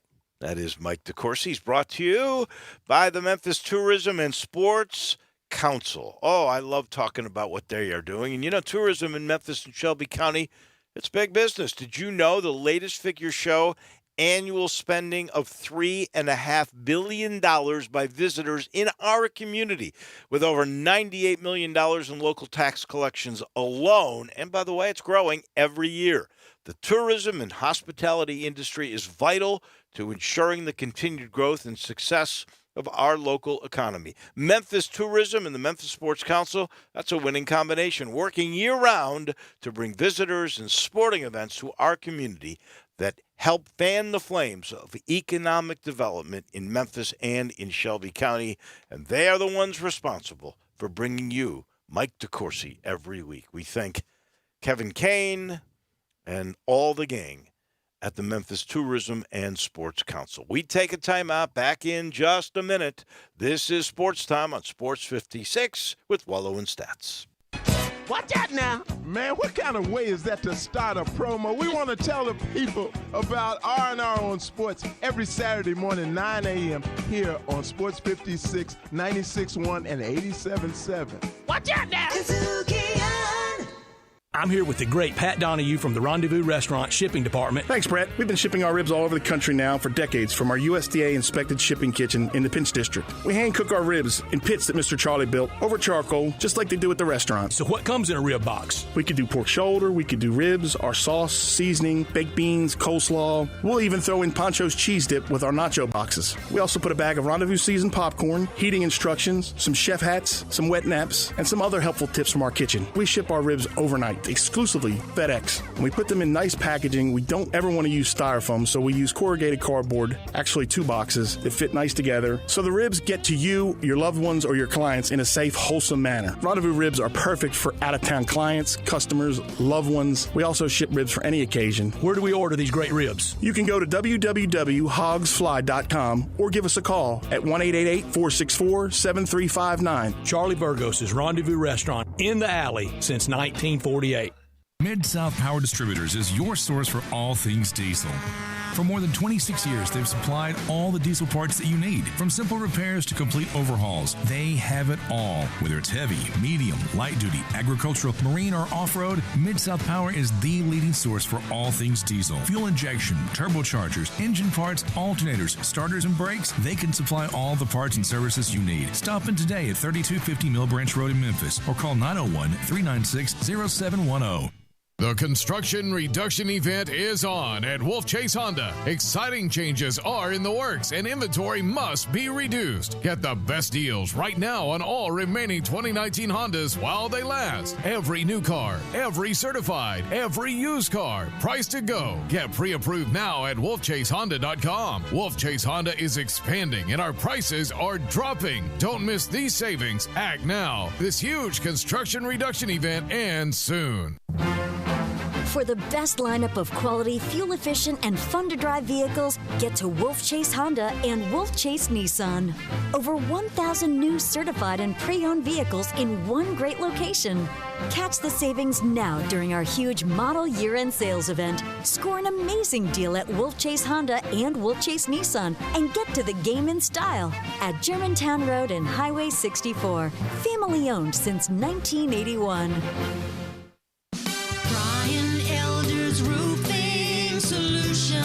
Chris Price here for Brian Elder Roofing. The storms we've had over the past several months have been devastating to our communities. The rainy season is ahead.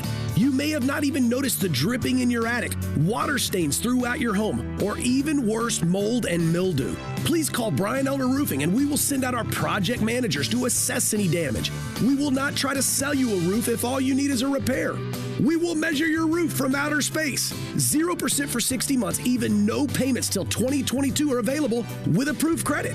If you've noticed missing shingles, water stains, leaks in your roof, call us before you call your insurance company at 867-0303. That's 867-0303, and we will provide a free, thorough inspection of your roof's condition. Call 867-0303. Brian Elder's Roofing Solutions. Got something you want to get off your chest? You better have a backup plan. Want to join the conversation? Someone needs to tell him he has to grow up. Join us on the First Bank phone lines at 360-8255 or the First Bank text line at 67129.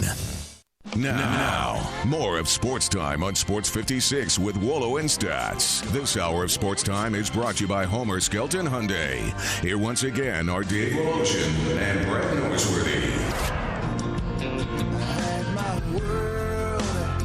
Strapped against my back, I held my hands, never knew how. Cruising through our Wednesday.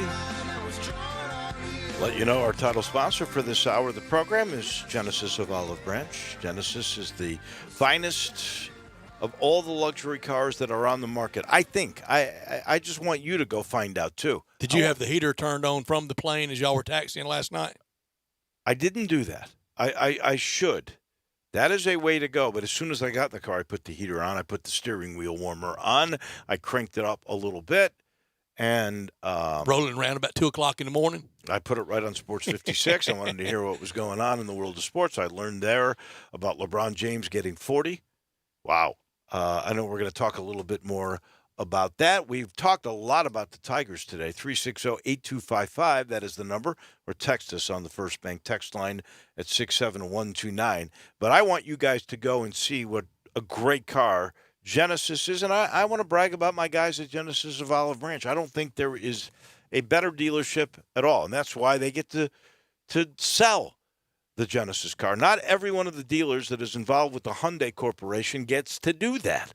Only the best, and they are as good as it gets with all the assurance they give to all the people that do business, including even the maintenance area where you take your car in, they know your family by the time it's all said and done. Your family. That's the way they operate. And, of course, the product's so good. Not is it a great ride and all the new technologies they have in it, but it lasts forever. That's why they give you a 10-year, 100,000-mile limited powertrain warranty. But I want you to see for yourself, so go see Chris True. Just take Highway 78, Lamar, into Mississippi, first exit's Craft Road, turn left, and you'll be there at Genesis of Olive Branch. Grizzlies tonight in Houston on ESPN, and, of course, on Fox Sports Southeast, where we watch the local crew. I'm going to go back and forth. I want to get a little bit of the national perspective and kind of what they're thinking. You know tonight. who's doing that game? I don't know who's doing it. I hope Doris is on it. Oh, I hope so too. But we'll definitely go back and forth. And tonight, I don't know. tonight's not must by any means, and I don't know if the big decision-making meeting going forward has to be done based on tonight and the very real potential of the 4-game losing streak and maybe getting blasted in Houston tonight. But on Friday night, Sacramento, Saturday, the Lakers, then road trip to Atlanta and to Brooklyn. You can go 2-2 in that stretch of games, and you sure could with your real team. But you don't have your real team. But you don't have your real team. When do you get to the point of maybe if this 4-game stretched out to 7 or 8 game losing streak of, okay, it was fun while it lasted, but we always said we're about 2022 more than 2020. And your response from your very loyal fans. Now, as much fun as the last 2 months has been with Ja and Jaren, and I'm going to say Ja Mania, the crowds have not been big. I'm guilty of being involved heavily in the Tiger basketball season and have not I wasn't pointing done you out. as good a job as I should have in getting to some of these You're kind games. of busy. I didn't go to a lot of games early when I'm busy. And I do watch all of them on TV when I'm home. But I'm talking about in the house, it has not been think packed. the It product, will be Saturday. The product has been exciting. It has been. But when you don't have Jaren now, at least for another week and a half, same thing could be said for Brandon Clark. Who knows when Justice Winslow is going to play? You've already lost Grayson Allen for the year. He was a nice little piece that came in and was doing some good things toward the end of his availability. I just don't know. And I hate to say this, but Ja is not – he's not the same guy he was prior to the All-Star break, and the same thing could be said for Dylan Brooks. So you're not only missing two guys that are mainstays, a third guy that is now going to be part of your core, but the other two big pieces to your puzzle, the biggest piece of all, Ja, not playing well, and the guy you just gave a pretty darn good, even though I thought it was fair for what he's accomplished, but a darn good contract for the first time in his career. He's suddenly not the same guy. Those all add up to here comes the Pels with a much easier schedule. Here comes San Antonio because they got Pop.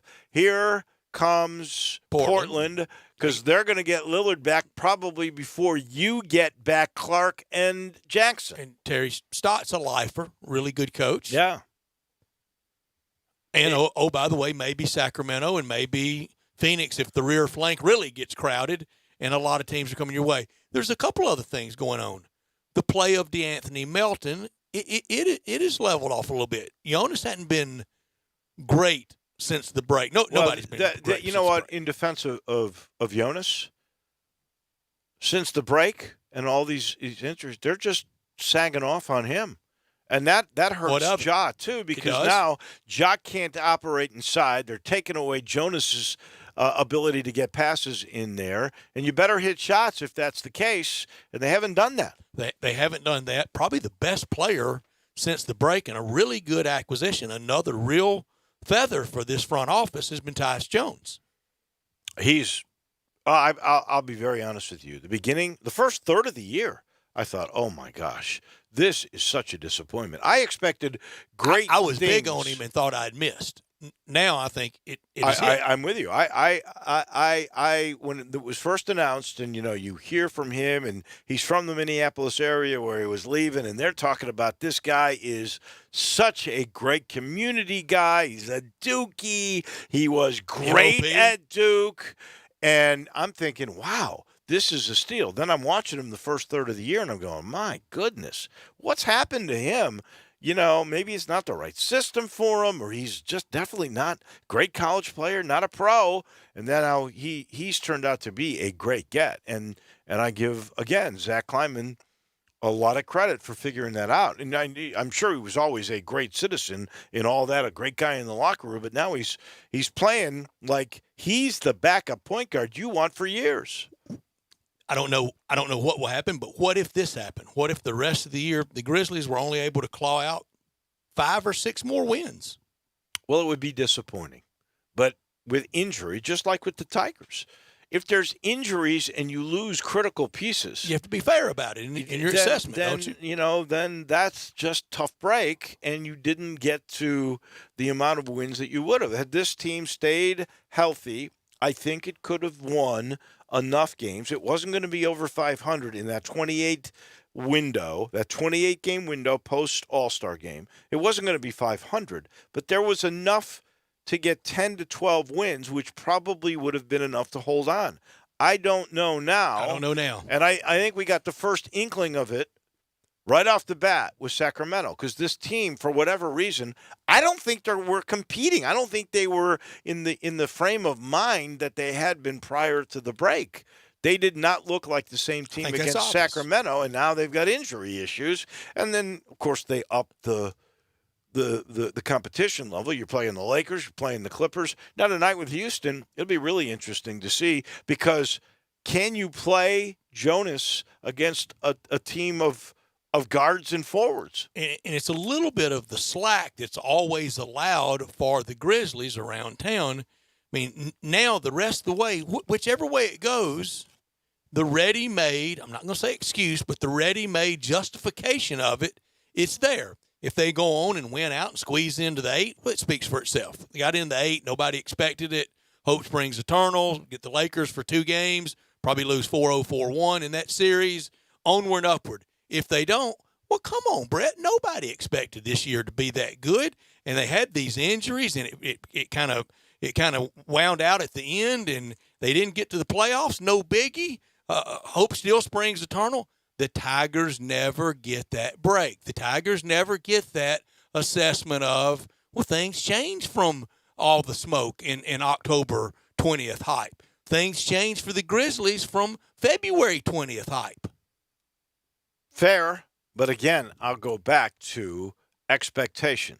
2 years from now, they put another couple of pieces together with this core of Ja and Jaren, Winslow and Clark, okay, and add 2 or 3 pieces, and you're keeping Jones, and you're keeping Grayson Allen, and who knows about Josh Jackson? That won't be here because he's a free agent after this year.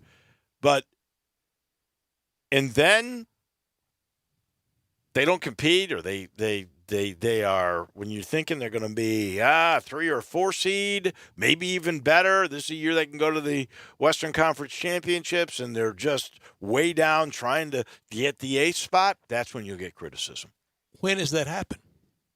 2 or 3 years from now. No, but when's the history case of it has happened? When did they get that? Well, here's the thing. When have they ever really been a team that you thought was going to win the Western Conference Championship, that was going to go to the NBA Finals? The year that they did go to the Western Conference 2012 Finals? and 2013? You know what? Nobody thought the year that they did get there in the preseason that they were going to get there. I agree. And then we had a little bit of expectations, but nobody ever said this team could beat Golden State. Well, Golden State really wasn't that primary then. They emerged more 15 and 16. It was still the face of evil was still San Antonio. Okay. No, nobody really expected them to beat San Antonio to get to the NBA Finals. But then I think if anybody would have been happy if they'd gotten to the Western Conference Finals again. I think when everybody looked at that team, knowing what it is to be great in the NBA, they were well, this team doesn't. It's good to be a really good playoff team and be a 50-win kind of a team, but it doesn't have enough pieces, enough superstars to get across the finish line. The very nature, how different both sports are, you get used to your pro team because they hang around a lot longer, and now the college rosters are really a jump ball from year to year. You got to relearn the team every year. There's going to be changes next year for the Tigers. One more thing. A lot of changes. Because you only play 30 games in the NCAA, 31 games. Versus 82. Versus absolutely 82, and then playoffs, right? Right. The magnitude of each game is raised. It's not a night in, night out we went, indictment. especially this time of the year, we went from the elation of Houston, wow, even without DJ, even with no Wiseman. These guys they just beat Houston. They're right back into it. They can win a couple of more games. They're in that large. In one game, squashed. And what a job Penny's doing because of all the stuff that he's had to go through. And then you lose, and you have 21 turnovers. In one game, now Rex. all of a sudden, no longer are you on that bubble, but you're outside that bubble looking in, and most likely you're going to have to win the tournament. And there's just so much more drama, particularly at this time of year, that you are open, Very more true. apt to criticism. And I said indictment. It's probably more game in, game out referendum that the Tigers That's have. true. The That's fair. The high and the low, and we feel it, we see it, we hear it, we see the text line, we hear callers, we hear the passion. You're right. I mean, Saturday afternoon at 3:30, Drew, you told me you left after the game. Bill Street festive. Very festive. Big victory party. People were really excited, very happy. Hope springs eternal. And then ask him about last night. Yeah, he's texting me and getting a Texted lot of Brett anger and out. shocked that my neighbors didn't call the cops on me for a noise complaint.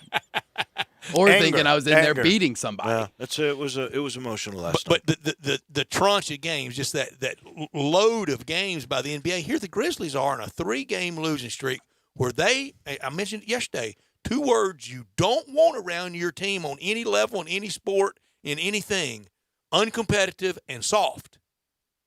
They've been there. That's what they've looked like since the All-Star break. I think that's a fair assessment. You want your team to compete. I don't think they've ever, since the break, they've really been a team that was serious about competing, including the Sacramento game, the one game they could have won. When we come back from break, I want you to tell me, and I want Tigers fans to tell me at 67129 or at 360-8255, you can't say NC State and you can't say last Saturday. I'm going to have those provisos. You can't say North Carolina State in Brooklyn, and you can't say last Saturday at FedEx Forum. Tell me the gold star win of the other 17 wins this year. All right, I'll try to figure that out with you in a minute. Here's what I want to ask. I want to ask if indeed our reality is the NIT, and we end up with 3 games at home, so that gives you the best odds of getting to New York for the NIT championships, the semifinals. You're not going to ask, do we accept it? How many people will come? Yeah. How many people will go to those home games? Fair. That's fair. And that's their business as well. But I'd like to know, but you definitely accept and keep playing. Oh, How many did we draw for San Diego last year? I'm going to say a legit, pretty good 9,500 to 10 last year for San Diego. For an NBA, that was fun atmosphere. For an NIT game, that is incredible in my mind. Off the top of my head, I'd say if we're in the NIT this year, it'd be about 2,000 less than that. We'll see. Really? 2,000 people at least can be frustrated. That is because of expectations. Sure. I totally agree with that. Daryl, we'll get to you in just 1 second. I'll let you know this portion of the show is brought to you by the Eflin Insurance Group. Eflin Insurance has grown. Now you got to add the Linder family. Britt Linder and his crew, they're all part of the Eflin Insurance Group, and that gives you access to a multitude of A-rated carriers. We're talking 300 years now of combined insurance experience, still locally owned and operated. They've been around, if you go all the way back now to 1955. That's guidance. That's knowing great products like those A-rated carriers. They specialize in home, auto, umbrella, and small to mid-sized commercial accounts. What a great mix. We're talking business and personal. Not many do it. They do it at the Eflin Insurance Group, and they sit you down, treat you like your family, sit you down and evaluate. If it's personal, they'll ask you about your family, your kids, what needs to be protected. Do you have life insurance, health insurance, the whole schmear. And then if it's business, they're going to forecast you out 10, 15, 20 years. What's the most important aspect we have to protect? And they find a product. That's simple. If you'd like that kind of service, all you got to do is call 757-2315. If you're a Tiger fan, that's 901-386-GER. 4777. That's the Eflin Insurance Group. Daryl will lead us off on the phones in a minute. This is Sports Time on Sports 56 with Wolo and Stats. Sports 56 Happy Hour with Johnny Radio. Weekday afternoons from 1 to 3. Here on Sports 56, 96.1 and 87.7 FM.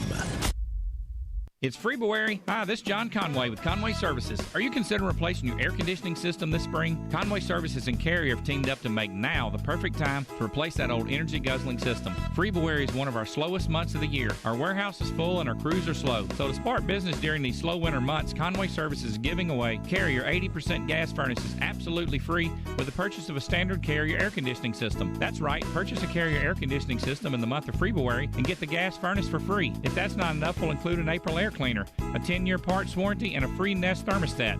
Plus 12 months interest free. See why I call it February? And you know with Conway Services, you'll be receiving our award-winning service every time. So call Conway Services, the Mid-South's premier heating, cooling, plumbing, and electric service company. And the first 30 callers with a 10-year-old heating and air conditioning system will come out and inspect it absolutely free. Call 384-3511. Conway Services. Call Conway today.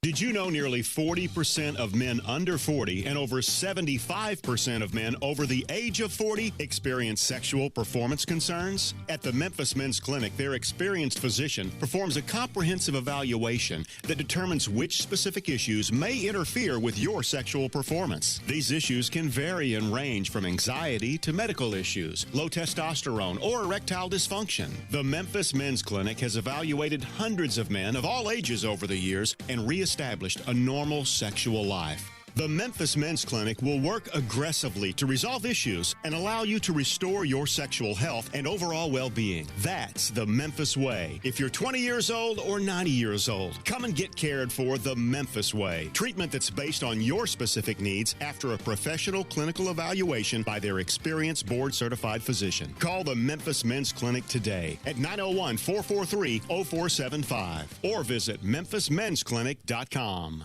Now, more of Sports Time on Sports 56 with Wolo and Stats. This hour of Sports Time is brought to you by Homer Skelton Hyundai. Here once again are Dave Woloshin and Brad Norsworthy.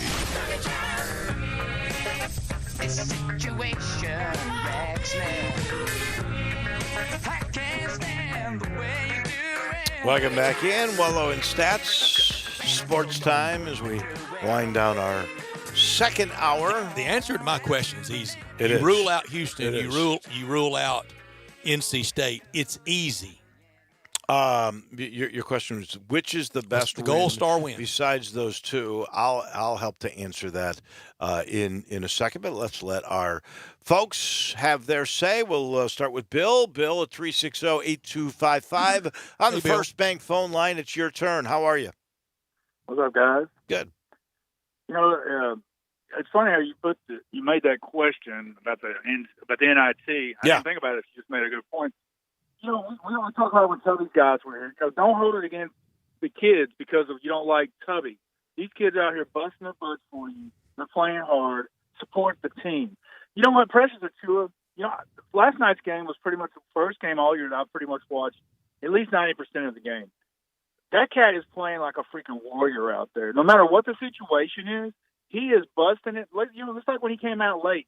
Remember him standing over to the side? Some people would have taken that the wrong way. I think he was just had so much emotion and fire in him, he couldn't sit down. Yeah, when he's walking behind the bench.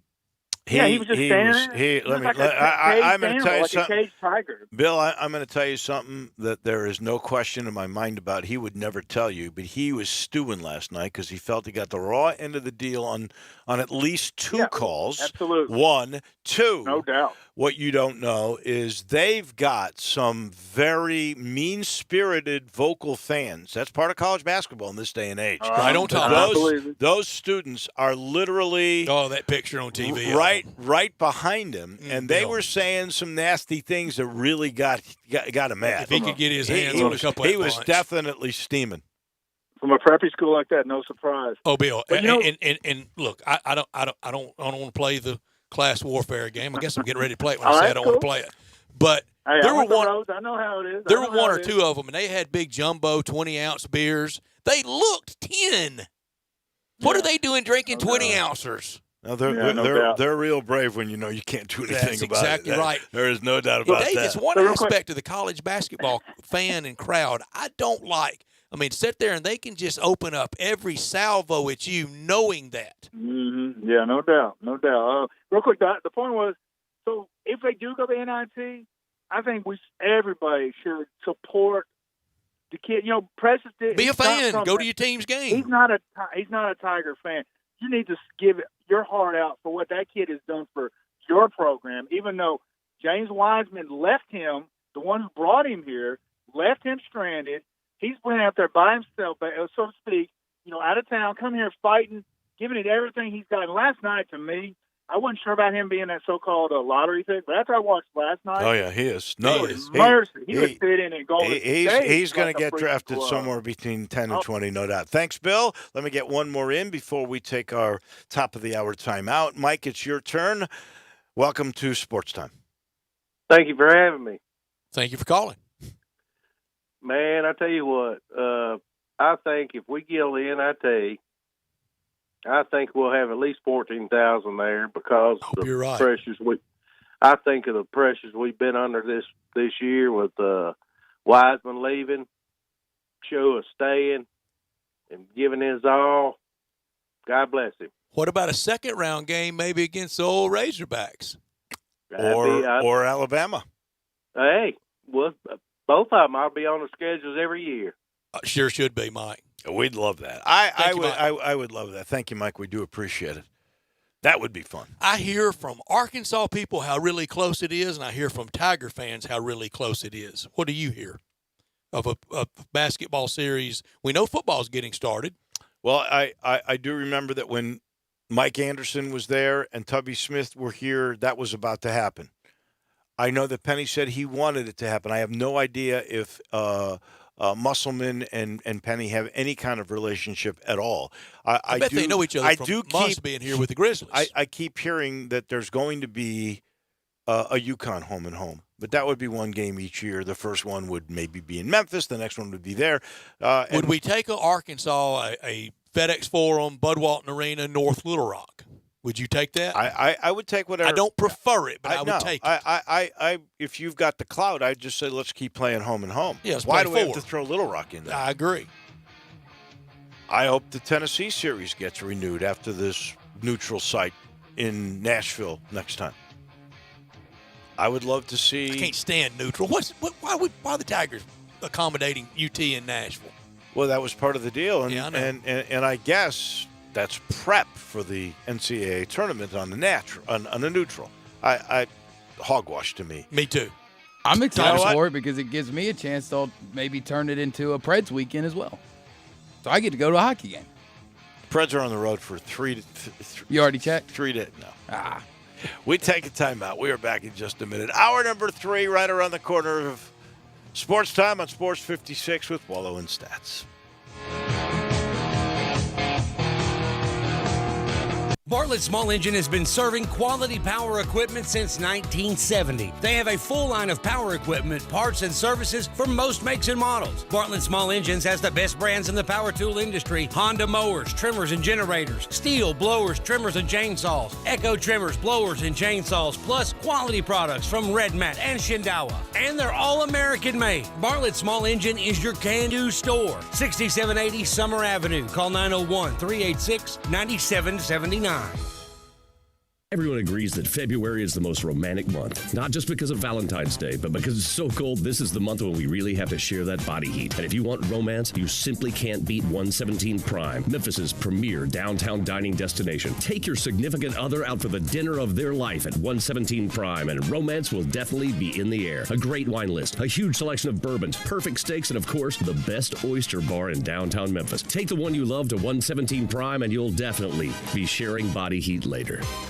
And now, a page from the diary of Flo. Dear Diary, the ghost is back. This house is protected through Progressive, but that doesn't mean it's not haunted.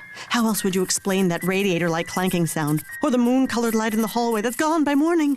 Maybe he never bundled home and auto, and he's doomed to suffer an eternity without the savings. Save an average of 17% on car insurance when you bundle home and auto through Progressive. What was that wind-like sound? Oh, right, the wind. Progressive Casualty Insurance Company and affiliates. Discounts not available in all states or situations. Into the unknown. Are you headed into the unknown with the digital marketing for your business? Into the unknown. Maybe you could create the best digital content for your ad campaigns, but it's unknown whether you will find the time Or maybe measuring the results and analytics is unknown for you. Digital Mid-South can help you with the unknowns of digital marketing. Website development, graphic design, social media marketing, search engine optimization, online video marketing, e-commerce, and more. Check out digitalmidsouth.com to learn how you can help with your online digital advertising campaigns, or call Brian White at 901-375-9324. That's Brian White, 901-375-9324. digitalmidsouth.com. Digital content creation, delivery, and management. You already know you can listen to Sports 56, 96.1, and 87.7 anywhere with the Sports 56 app or at sports56whbq.com. But you can also keep up to date with everything going on by keeping up with Sports 56 on social media. Be sure to follow us on Twitter, Facebook, Instagram, YouTube, and Twitch for information on breaking news, chances to win prizes, and video of all the shows. Don't miss out on anything that's going on. Stay in touch with Sports 56, 96.1, and 87.7 on social media. We are Sports 56, WHBQ Memphis, WIVG-FM Tunica Memphis, and WPG-FLP Memphis, Flynn Broadcasting Stations. Welcome back to Sportstime on Sports 56 with Wolo and Stats. This hour of Sportstime is brought to you by DeSoto Auto Sales. Here once again are Dave Woloshin and Brett Norsworthy. Final hour on this Wednesday afternoon. Rare Wednesday. Everybody's here. Jason Munns, he's always with us on Wednesday. We look forward to visiting with him after I tell you about DeSoto Auto Sales, the sponsor of this hour, down on Goodman Road, 5704 Goodman Road. You can call them at 662-890-7184. Check them out online at DeSoto Auto Sales.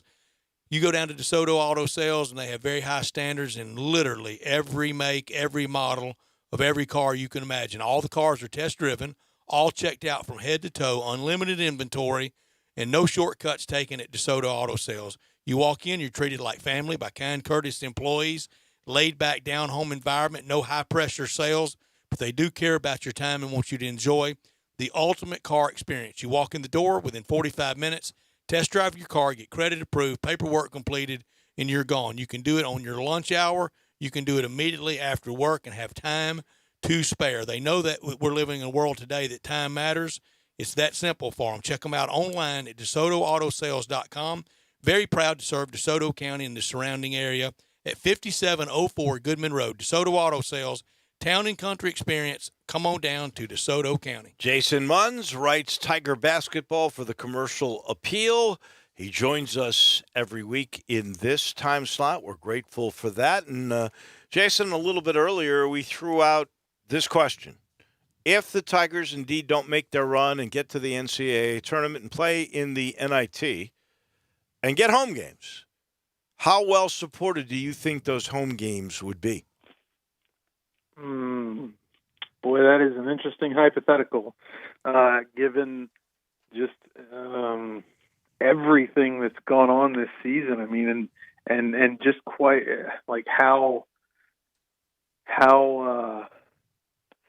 sort of polarizing this team and its players and its coaches and everything else has been this season. I think in the end, if that's how it all played out, I think you're still going to see a good turnout. I would call it I would say if I'm looking into the crystal ball and predicting how things would shake out under those circumstances, I would say a good turnout. By and large, there would be an appreciation for everything that this team would have done. But I would say this: I think it would lack electricity. I would think it would lack, it would lack the same, passion that's been there for most of this season at home games. So I think it would you'd still have a good turnout, but I don't think it would be quite as electric of an atmosphere as FedEx Forum can be and has been a lot of the times this season. Jason, the guard, play much maligned all year. And at this point, it's just hoping against hope that you can get down and get set up in transition without a turnover. I would say that's largely true. That's been largely true this season.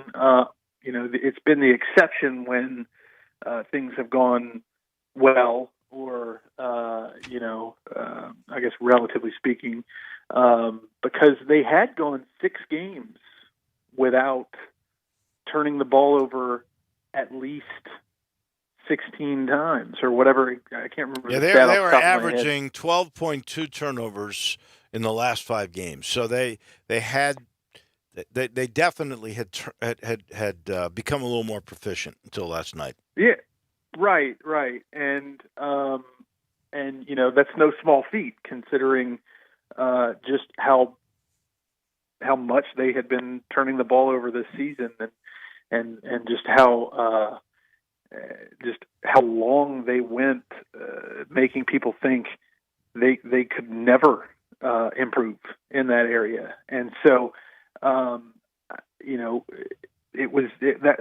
though that sample size is pretty small in the grand scheme of things, I think it was at least encouraging. So for them to revert back to the days of 20 plus turnovers was somewhat surprising. I mean, because it wasn't as if in those last 5 games that we're talking about.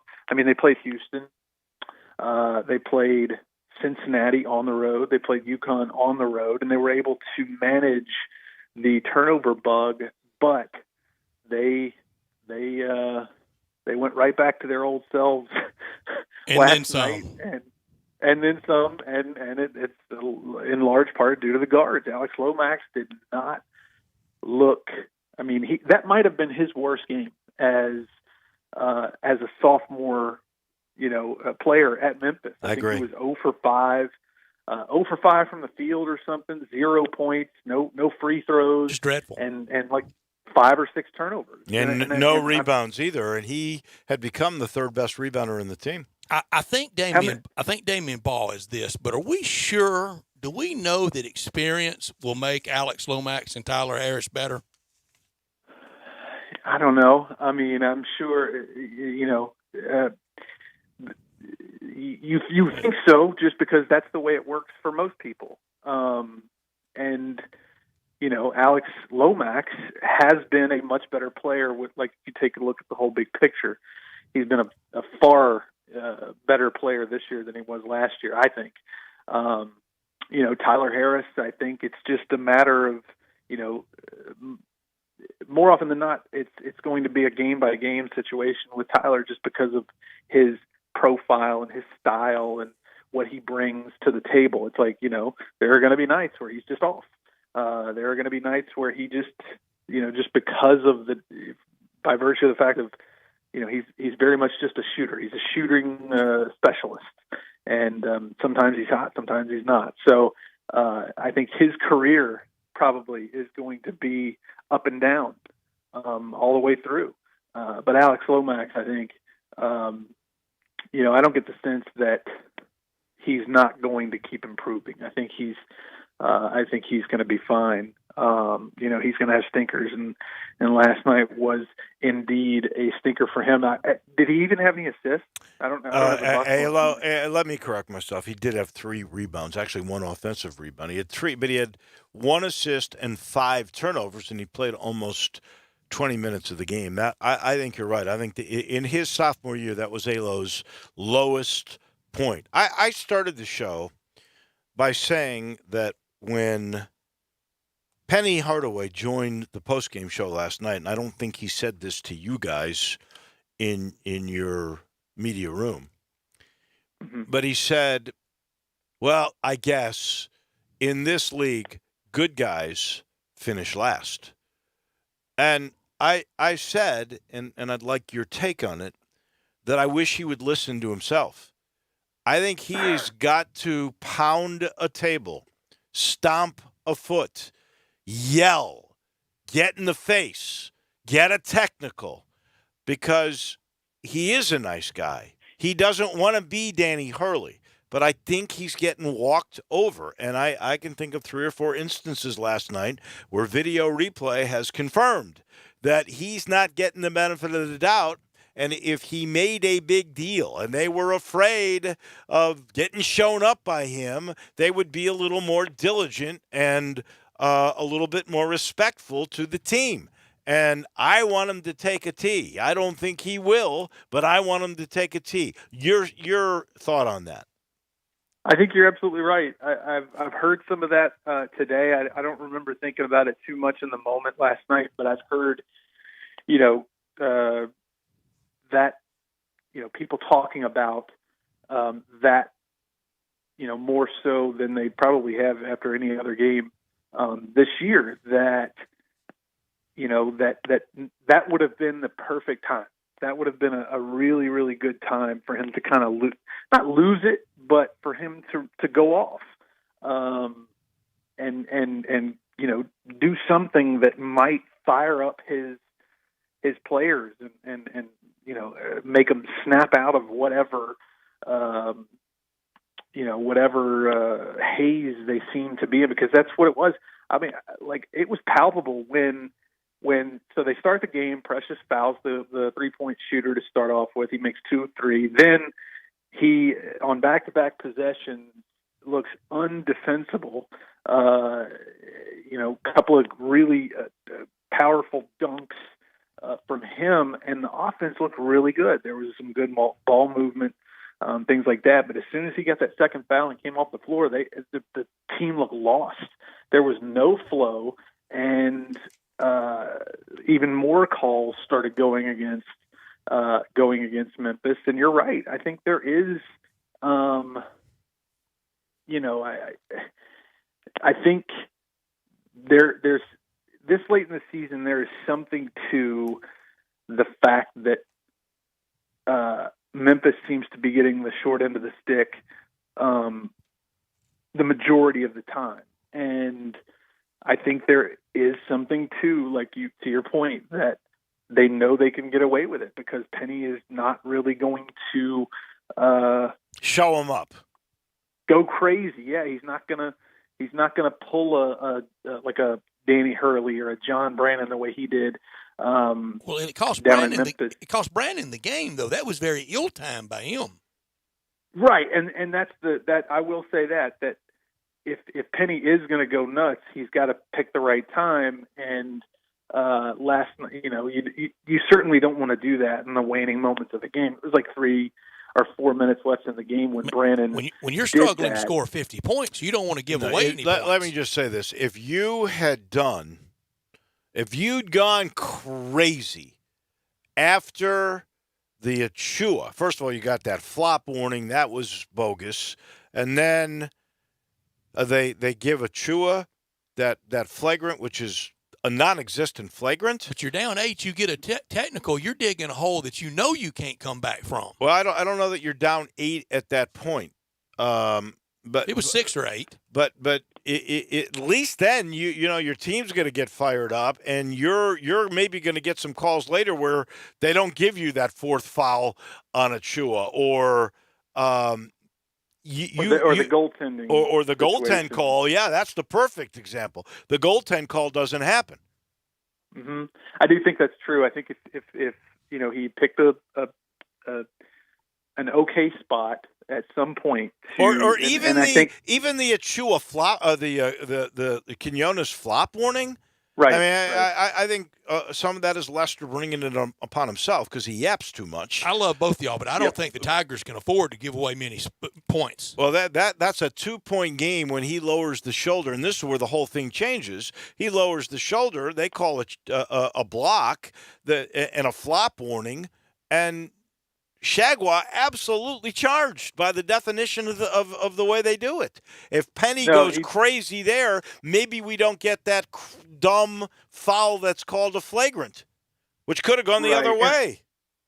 Yeah, and I think to your point, Brett, that yes, points are at a premium, and that there's something to be said for that. But maybe if he does, maybe if Penny does go off as a result of that, talking about that Lester Quinones bogus flop call, then you don't the points don't become so much of a premium later, I guess, is the argument there, that you sort of buy yourself a couple of calls that go your way, and points don't become quite they're not quite as critical. I don't know. I mean, you could argue it both ways, but I do believe that Lester Quinones has he's developed a bit of a reputation for not only being a yapper, but also being a flopper. Yeah. And it's working. He doesn't do it all the time. Tyler Harris kind of got it last year. Yeah, he doesn't do it all the time, but he does. He has done it. He does do it. And I think that, that sort of thing gets out there in the refereeing circles, and it's really working against him. But I agree. That was a really, really, really bad call. Jason, a lot of frustrated people, and I think some of it is wanting to get into the referees is from frustration. I've even heard some, and I don't know if it has to be done in the public forum or at FedEx Forum or on game night, but there are even some questioning, does Coach Hardaway get into his guys? What can you report about that? I mean, with this many turnovers, and we heard about the missed free throws and the push-ups and the turnovers, it was a point of emphasis. This many turnovers, and I know you can't run them, you can't take them to the football stadium and run the stands like used to for a lot of reasons. I don't know how necessary it was back then to do that. But does he get into his team? Does he get into anybody? I just don't think that a Leopard's going to change its spot this deep into its life. I mean, I feel like, I'm not saying Penny will never get a technical, and I'm not saying Penny will never get into his guys. I mean, heck, we know now that he instituted a push-up punishment for guys when they were turning the ball over in practice, that they all had to stop, drop, and give them 5 or 10 or whatever the number was. I mean, that's pretty old school. If you mess up in practice, you've got to immediately start doing push-ups, and there was no limit necessarily to the number of push-ups they had to do until, I guess, just in his estimation, if it was too many, then it was time to run. So, we know he's done that. He's sort of adopted that form of holding his guys accountable. But I just don't see, outside of, last night he with Lester Quinones sitting right by his side, he called his guys out. He called Lester and Boogie out for turning down essentially a combined 8 or 10 open good looks during that game. And I thought that was pretty, he doesn't normally, he's not normally quite so blunt about, shortcomings in that way. And he was in a mood last night, and I think he had every right to be. And he flat out said, we're angry.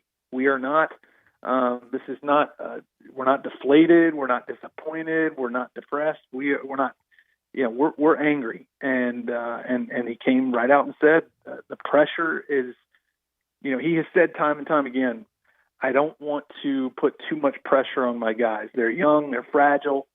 But last night he said the time for the kid gloves, treating these guys with kid gloves, that's over. The pressure is on. Right, the pressure is here, and the pressure is on right now. Let me answer your question too. He has said to me in the past he cannot coach this team the way he was coached by Larry Finch because times have changed. I agree. First off, he's got a very young team that he has said has a very fragile psyche, and so they need to be built up more than to be ripped into. So that he is conscious of having to deal with that. And then I'll add this. You can't yell like you used to or run people like you used to because they'll run to the transfer portal. It's a different world. You can't do the same thing you used to do. And you got to find different ways to get to this team. last night the turnovers were a big part of it. In the beginning, when they fell behind, fast break points were terrible. It was 13-1, and then they didn't give up another fast break in the second half, so they did improve there. It actually ended up 13-3, so Memphis was better than them on fast breaks in the second half. But it's two things that cost them the game: the turnovers that we mentioned, and then give Tim Jankovic a lot of credit. And this is something that I know Penny's going to have to rethink, Jason, and that is in critical times, in close games, having Tyler Harris on the floor, because all Jankovic did was make 3 or 4 passes to make sure the matchup with Tyler Harris was a big down low, and he can't stop those guys. He's small. It's not his fault. He's just not a big guy. And Jankovic figured that out, and now Penny's going to have to refigure out what to do, either by changing his defense or by not putting Tyler into those positions where at the end of the game you got to have defensive stops.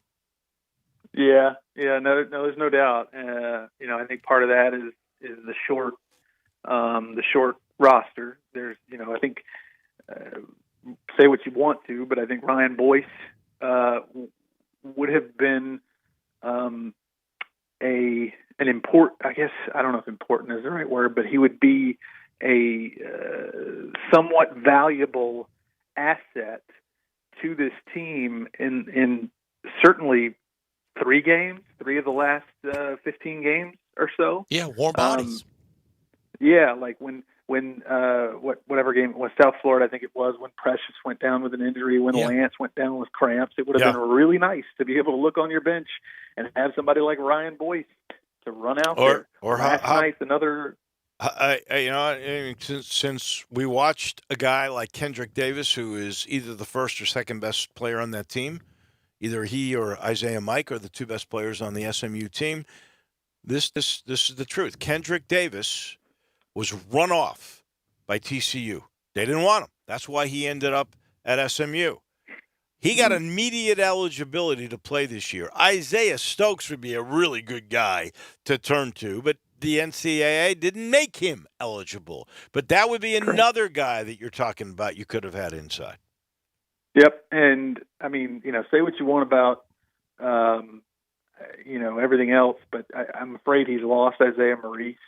I think, the fact that Isaiah Maurice didn't even really warm up last night, and I think Isaiah Maurice is just he's somewhere else.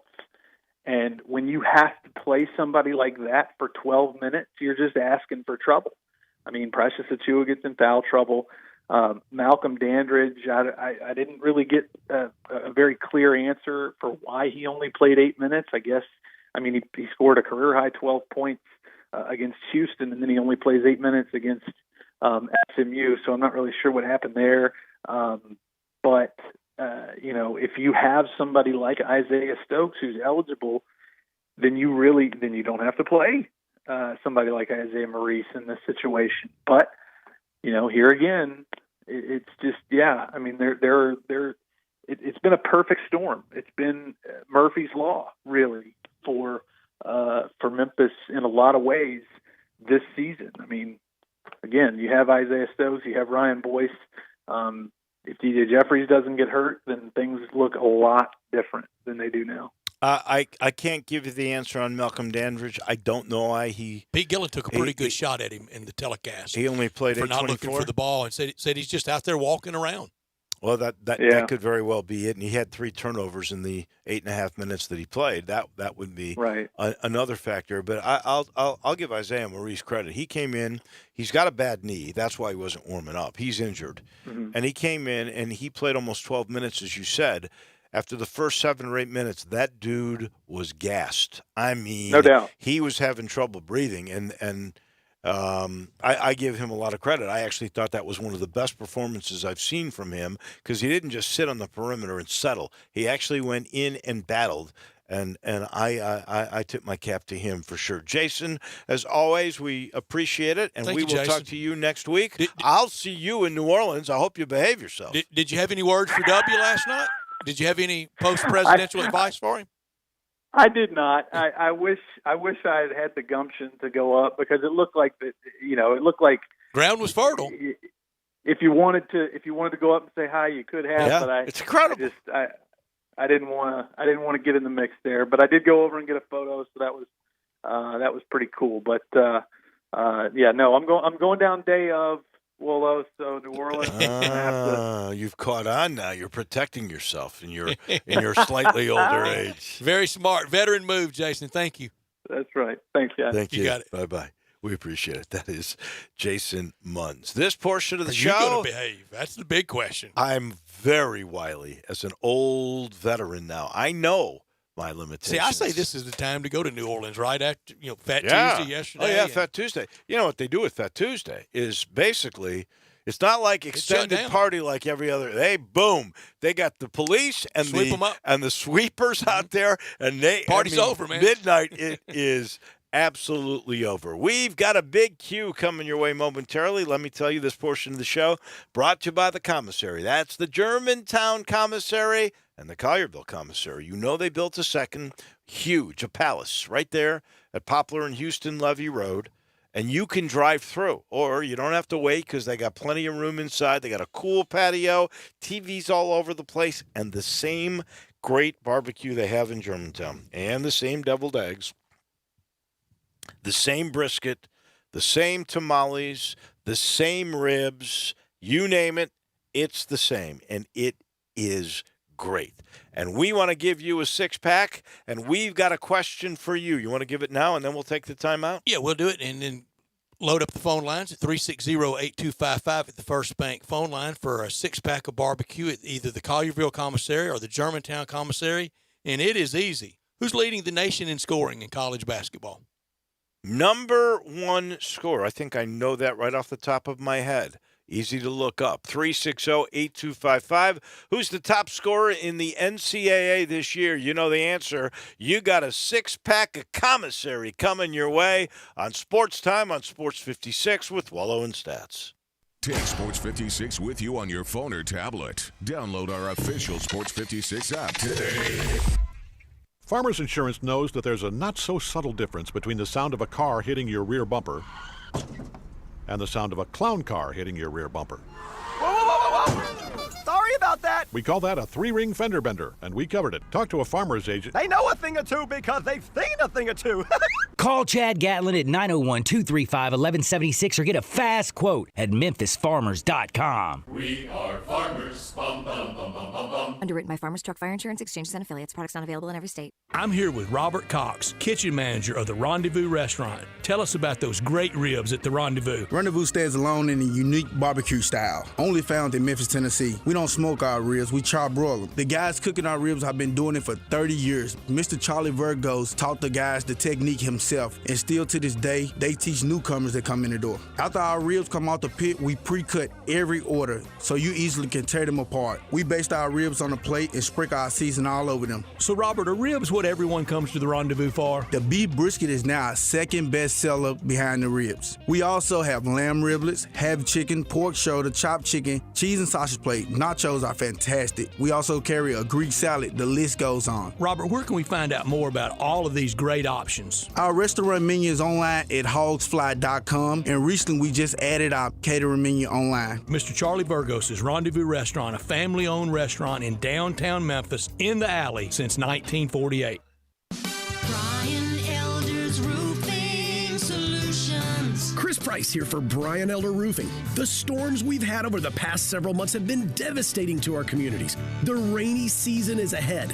You may have not even noticed the dripping in your attic, water stains throughout your home, or even worse, mold and mildew. Please call Brian Elder Roofing and we will send out our project managers to assess any damage. We will not try to sell you a roof if all you need is a repair. We will measure your roof from outer space. 0% for 60 months, even no payments till 2022 are available with approved credit. If you've noticed missing shingles, water stains, leaks in your roof, call us before you call your insurance company at 867-0303. That's 867-0303, and we will provide a free, thorough inspection of your roof's condition. Call 867-0303. Brian Elder's Roofing Solutions. Got something you want to get off your chest? You better have a backup plan. Want to join the conversation? Someone needs to tell him he has to grow up. Join us on the First Bank phone lines at 360-8255 or the First Bank text line at 67129. Welcome back to Sports Time on Sports 56 with Wolo and Stats. This hour of Sports Time is brought to you by DeSoto Auto Sales. Here once again are Dave Woloshin and Brad Norsworthy.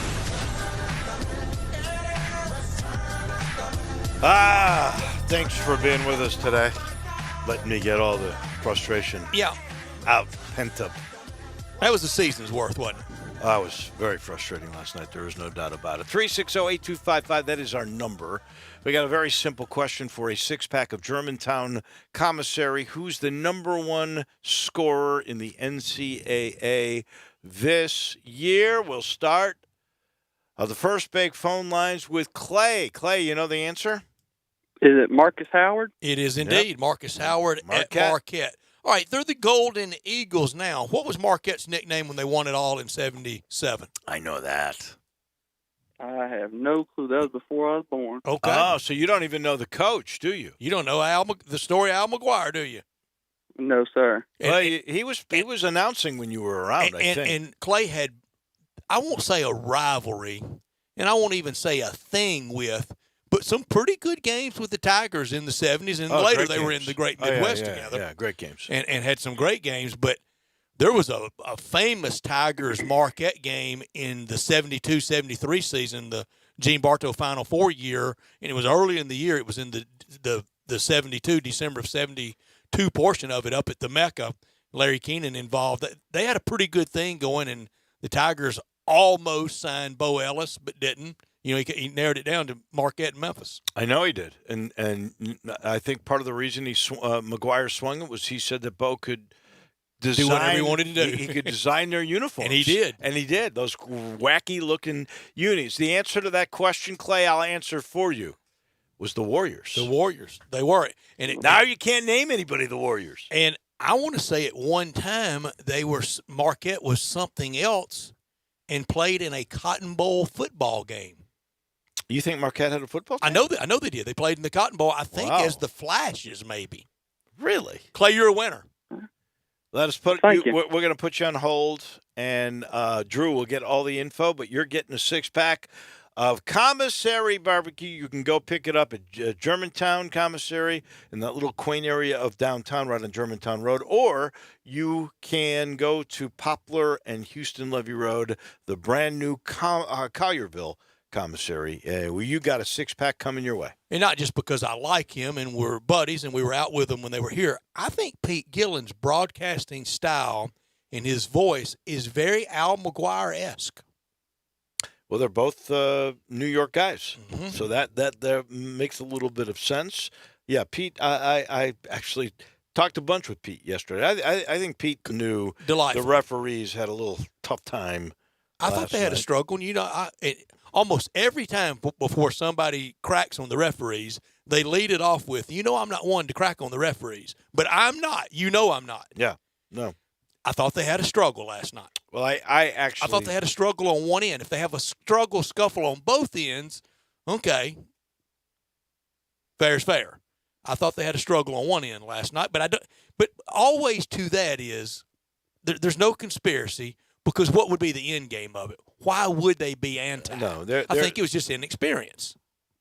I think they had a bad night. And it happens. And it usually happens, and it's psychological. It is certainly not a thought-out process. Cabal of conspirators. But when you are on the road, you don't get the calls. That is the crowd, and people want to be liked, and referees are that way. And last night was 19-16 in total fouls, but the disputed one was not the raw number. The dispute is not the raw number.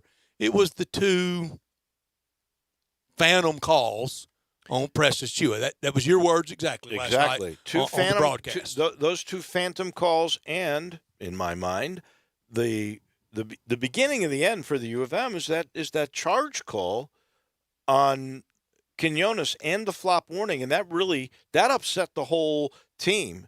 And then the other, and I don't think you get this at home, especially coming from a guy who's known to be like the hometown crowd favorite ref. Yeah. He wants to be like Pleaser. a pleaser. Very good word. He's the guy that calls a goaltend, which is clearly not a goaltend. He didn't mean to do that, but if that's the home team, I really don't know that Terry Oglesby makes that call. This year, I looked it up in the Houston game just last Saturday. It was 21 Houston fouls to 15 Memphis fouls.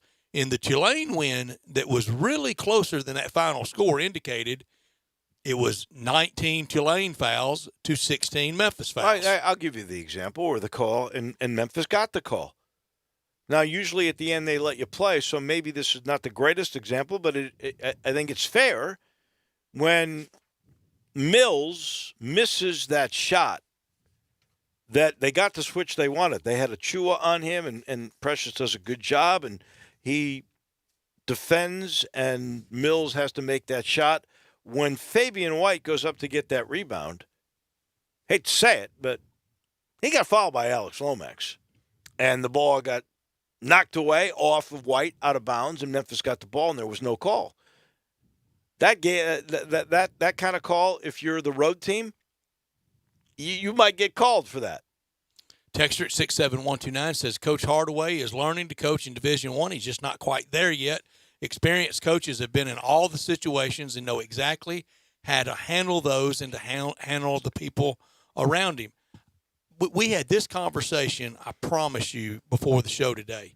I think in the 2 years of watching Coach Hardaway ascend to being the head coach of the Tigers, I've seen improvement. Now, is it, the gigantic EKG machine way up?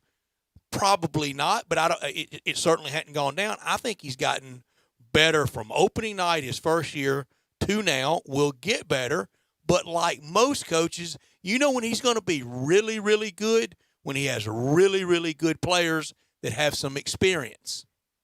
And that'll be next year, by my reckoning. Let's take a few phone calls on all of this at 360-8255 on the First Bank phone line. We'll start with Mike. Mike, your turn. Welcome to Sports Time with Wolo and Stats.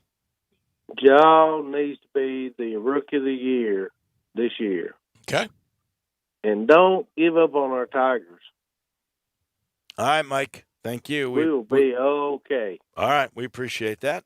Let me get to Joe. He wants to comment on the referees. Go ahead, Joe. It's your turn. Thank you, and great show as always. Thank you. 3 things. 1, I am a zebra hater. They are not allowed ever to set tempo for any game.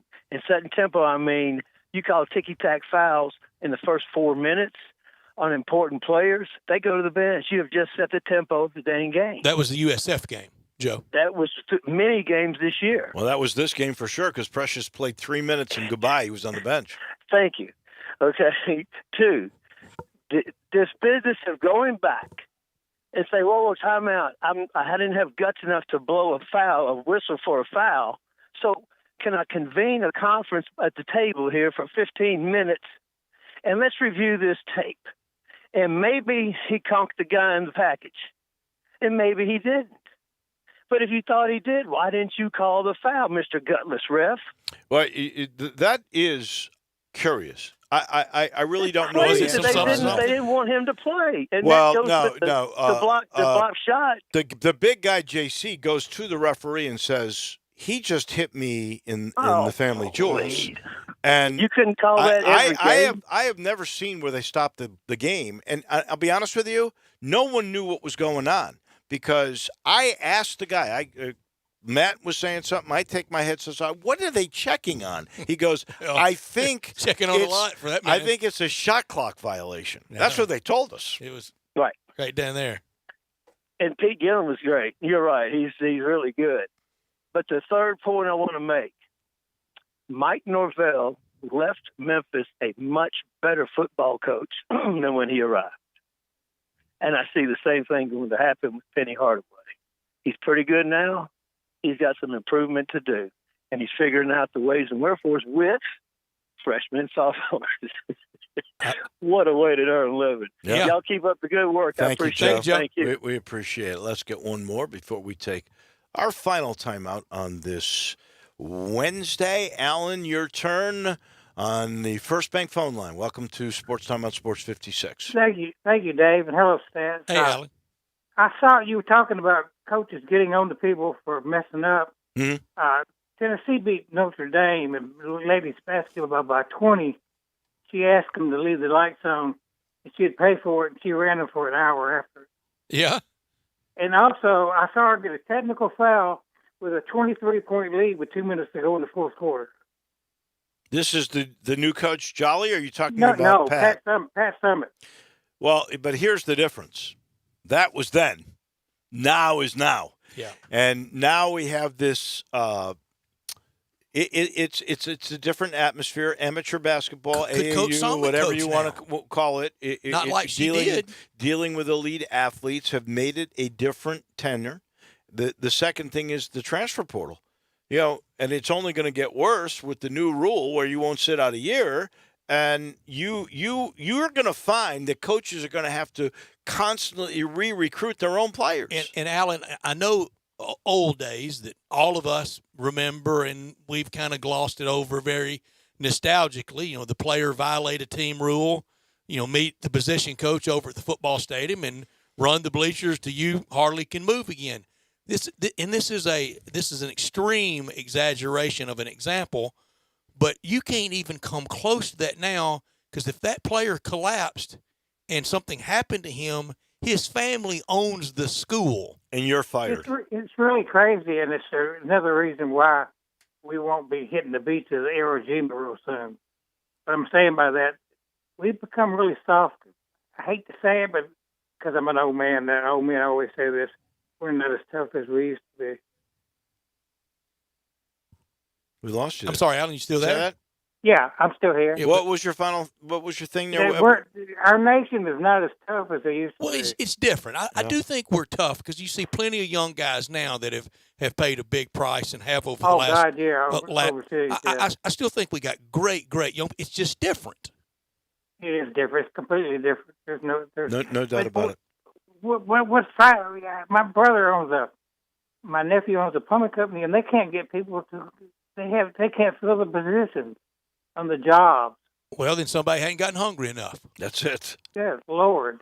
Thank you, Alan. We appreciate it as always. You get hungry enough, you'll go work. It's a different time. It's just different, and athletics cannot have. You cannot have those. I saw Eddie Sutton basketball practice one time, 2-hour practice where the actual basketball was never inserted into the practice. It was all taking charges and setting screens and defense and running. Well, just line drill, line just drill, like line Hoosiers, where they just put out chairs and they used a fake basketball. There was no ball, and they pretended like they were passing, and they had to run their routes. Coach Sutton broke out the football helmets and the shoulder pads, and man, it was some guys dealing. And first of all, they practiced for a lot more than the 20 hours that they are allowed bunch more. Now. It is a especially totally around the Christmas holidays. Different animal. You think Bear Bryant could have done what he did to those kids at A&M, the Junction boys? No, that never could happen now. And I firmly believe that a guy that grew up Penny's era had coaching differently than he can coach now. Every generation. That is just a fact. How many players you think Bobby Knight would have been able to keep in this day and age if he coached the way he did then? I don't know. You could get to the 5th practice. Yeah, I think that is the reality. Thank you for all who participated. As fondly as we want to remember the good side of Coach Bobby Knight, and that's the championships and the gold medal in '84 and all the wins, you can't escape what happened with Neil Reed. No, you can't. Or throwing the chair in Puerto Rico, and there's a whole bunch of other things that are a part of his legacy, no doubt about that.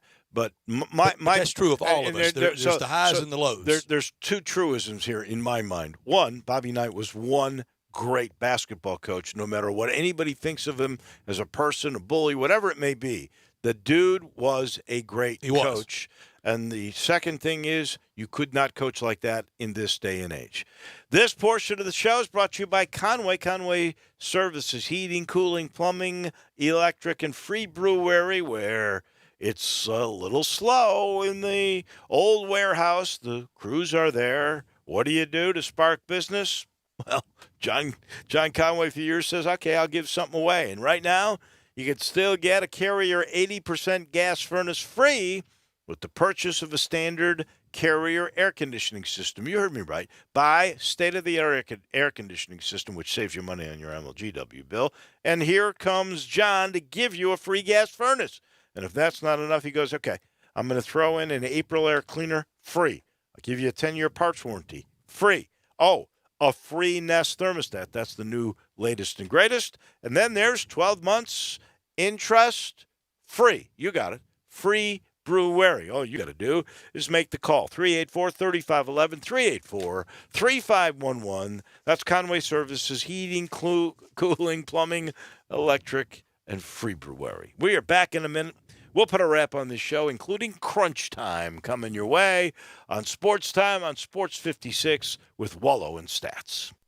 Greg Gaston and Eli Savoy get you through the midday with Sports 56 Middays. Delivered by FedEx. Weekdays from 10 till 1 on Sports 56, 96.1 and 87.7. You'll see the dedication in every single step.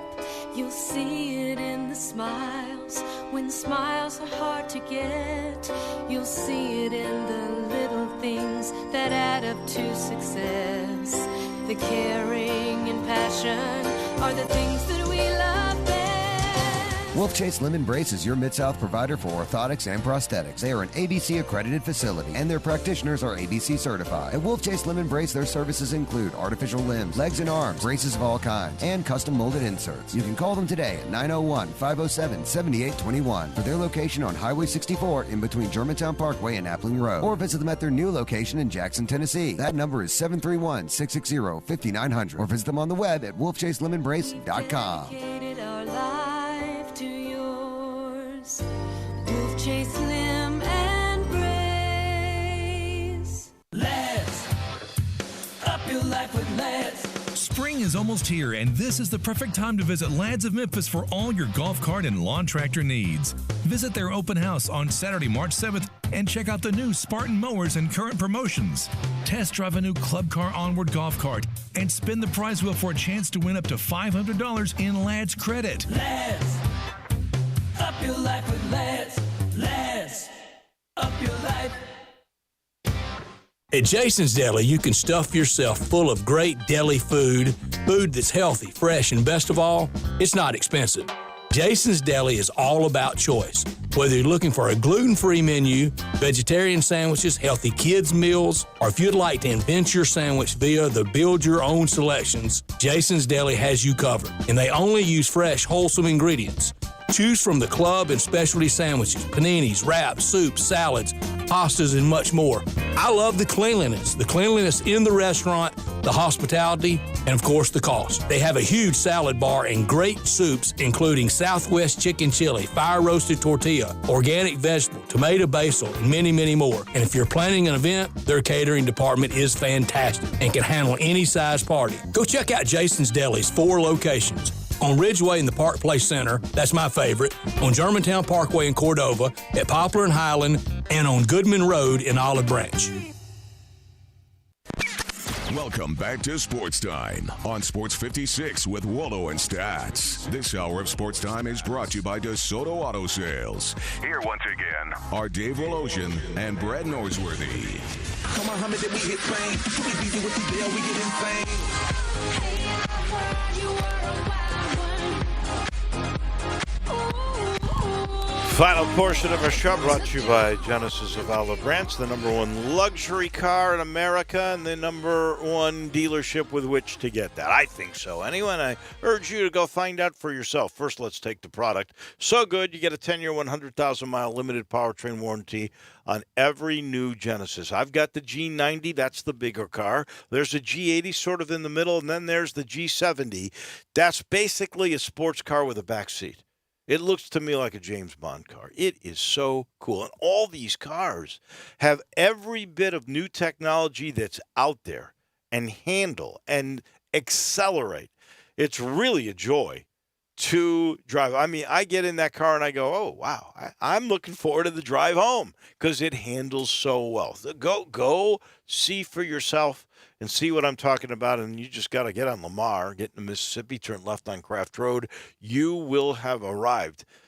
Tell Chris Drew we sent you and just say, I want to test drive this Genesis that Wolo keeps talking about. And then you'll end up thanking me. I promise. Go check it out. Genesis of Olive Branch. It is time for Crunch Time. Go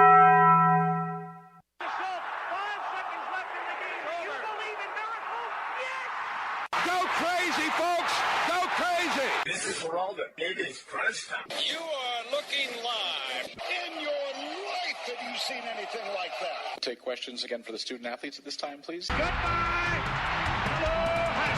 What's happening, big dog? How you doing? Is this thing working? It's obviously crunch time. Hammer, nail, coffin. This baby is over. Woo! Woo! Time for Taco Bell Crunch Time. Taco Bell, home of the crispy tortilla chips, topped with a double portion of either seasoned beef or shredded chicken, plus refried beans, nacho cheese sauce, reduced fat sour cream, guacamole, and a 3-cheese blend.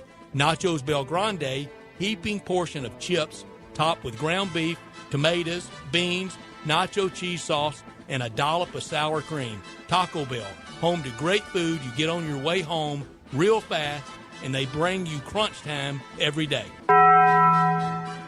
Dave, I learned after 2 months of playoff hype and Ja and Jaren Mania, really hadn't drawn big crowds, though, the Grizzlies, they can't lose. If they go to the playoffs, it's a year early, everybody will be happy. If they don't, well, they were young, things happen, no worries, move on to next year.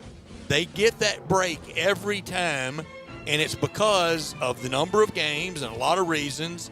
But the Tigers don't get any of those excuses or any of those breaks, but the Grizzlies do. I'm looking forward to, in 2 years from now, seeing how high the bar will be for the Grizzlies. Well, I think with expectations, there will be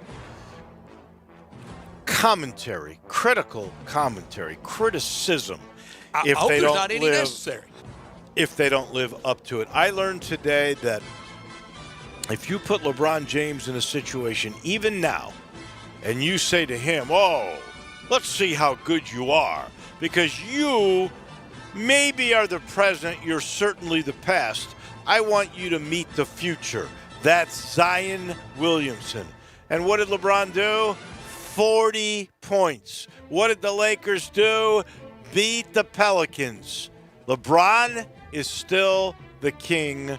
Zion is the prince. There's not much out there, but LeBron James would not confirm or deny whether he was or wasn't at the Kobe Bryant Memorial Service. I don't know why he wouldn't say. But I don't think he should be criticized. It's his business. Right.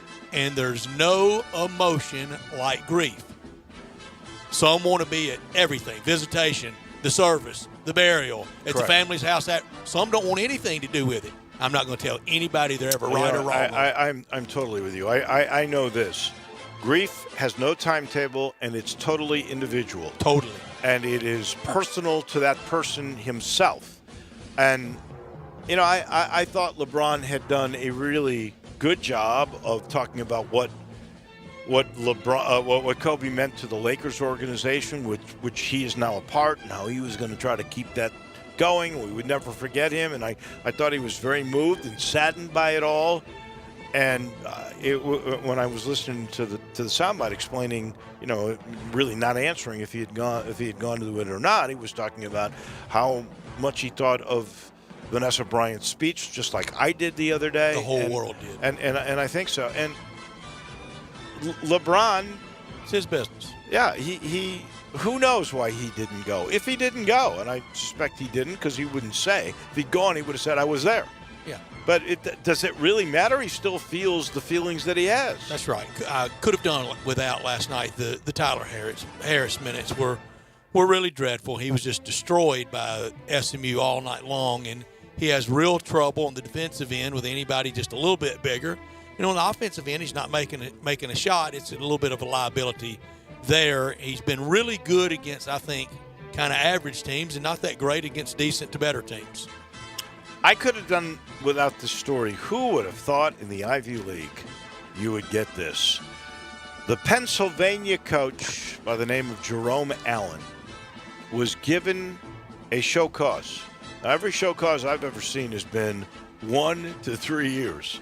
This was a 15-year show cause. What world did he do? What he did was take $250,000 from the dad of a prospective student athlete to make sure that student athlete got on the Penn team. In the Ivy League. In the Ivy League, a 15-year show cause. And this dude, Allen, took $250,000. By the way, didn't report it. If I were the IRS, I'd be sniffing around that. We could show the Ivy League a thing or two in the SEC, couldn't we? Keeping a close eye tonight on must-win at Fayetteville for the Razorbacks against Tennessee. Tennessee won by 21 in Knoxville, but Arkansas was without Isaiah Joe in that one. That's a big bubble game. I'm with you. I'm watching that at 7:30. It's on the SEC Network because that could very well possibly be scouting for the NIT. And it highlights how weak the bubble, how soft it is, maybe softer every year if Arkansas is on it. They'll play the game tonight between Mizzou and Vandy in Nashville because the tickets are printed and they must. Rutgers at Penn State in the Big Ten. Rutgers on the bubble. Again, there's your more bubble. Well, Grizzlies on ESPN against Houston. Since you're mentioning Maryland and Minnesota, or you were Big Ten, Maryland, I think, is the most fun team to watch in the Big Ten. All the other teams are big and lumbering. I watched them Sunday against Ohio State. Didn't do much for them. Yes, we're all watching the Grizzlies and the Rockets at 7 o'clock. For one, I want to see what the Rockets' new small ball is all about. I think want to see what the Grizzlies' new small ball is all about. I want to see who's healthy and playing for the Grizzlies, and maybe Josh Jackson, because I've been waiting a long time. I am shocked that you did not mention the Indians and the Padres, knowing your love for baseball. It's on the Baseball Network tonight. Dave, are we really going to have the Grapefruit League and Cactus League give the scores fight all these years later? No, there's not a fight. That decision was made a long time ago. It is not going to happen. We got to thank TJ Reeves. We got to thank Mike DeCourcy. We've got to thank Jason Munns for all weighing in. And, we will do this again mañana. There is a big announcement, by the way, tomorrow. The AutoZone Liberty Bowls having a big deal at Spandini's. And I'm going to tell you, folks, make sure at 3 o'clock you listen. You're going to like what you hear. That'll do it for us. We'll see you tomorrow. Step up your wings game at East Coast Wings and Grill.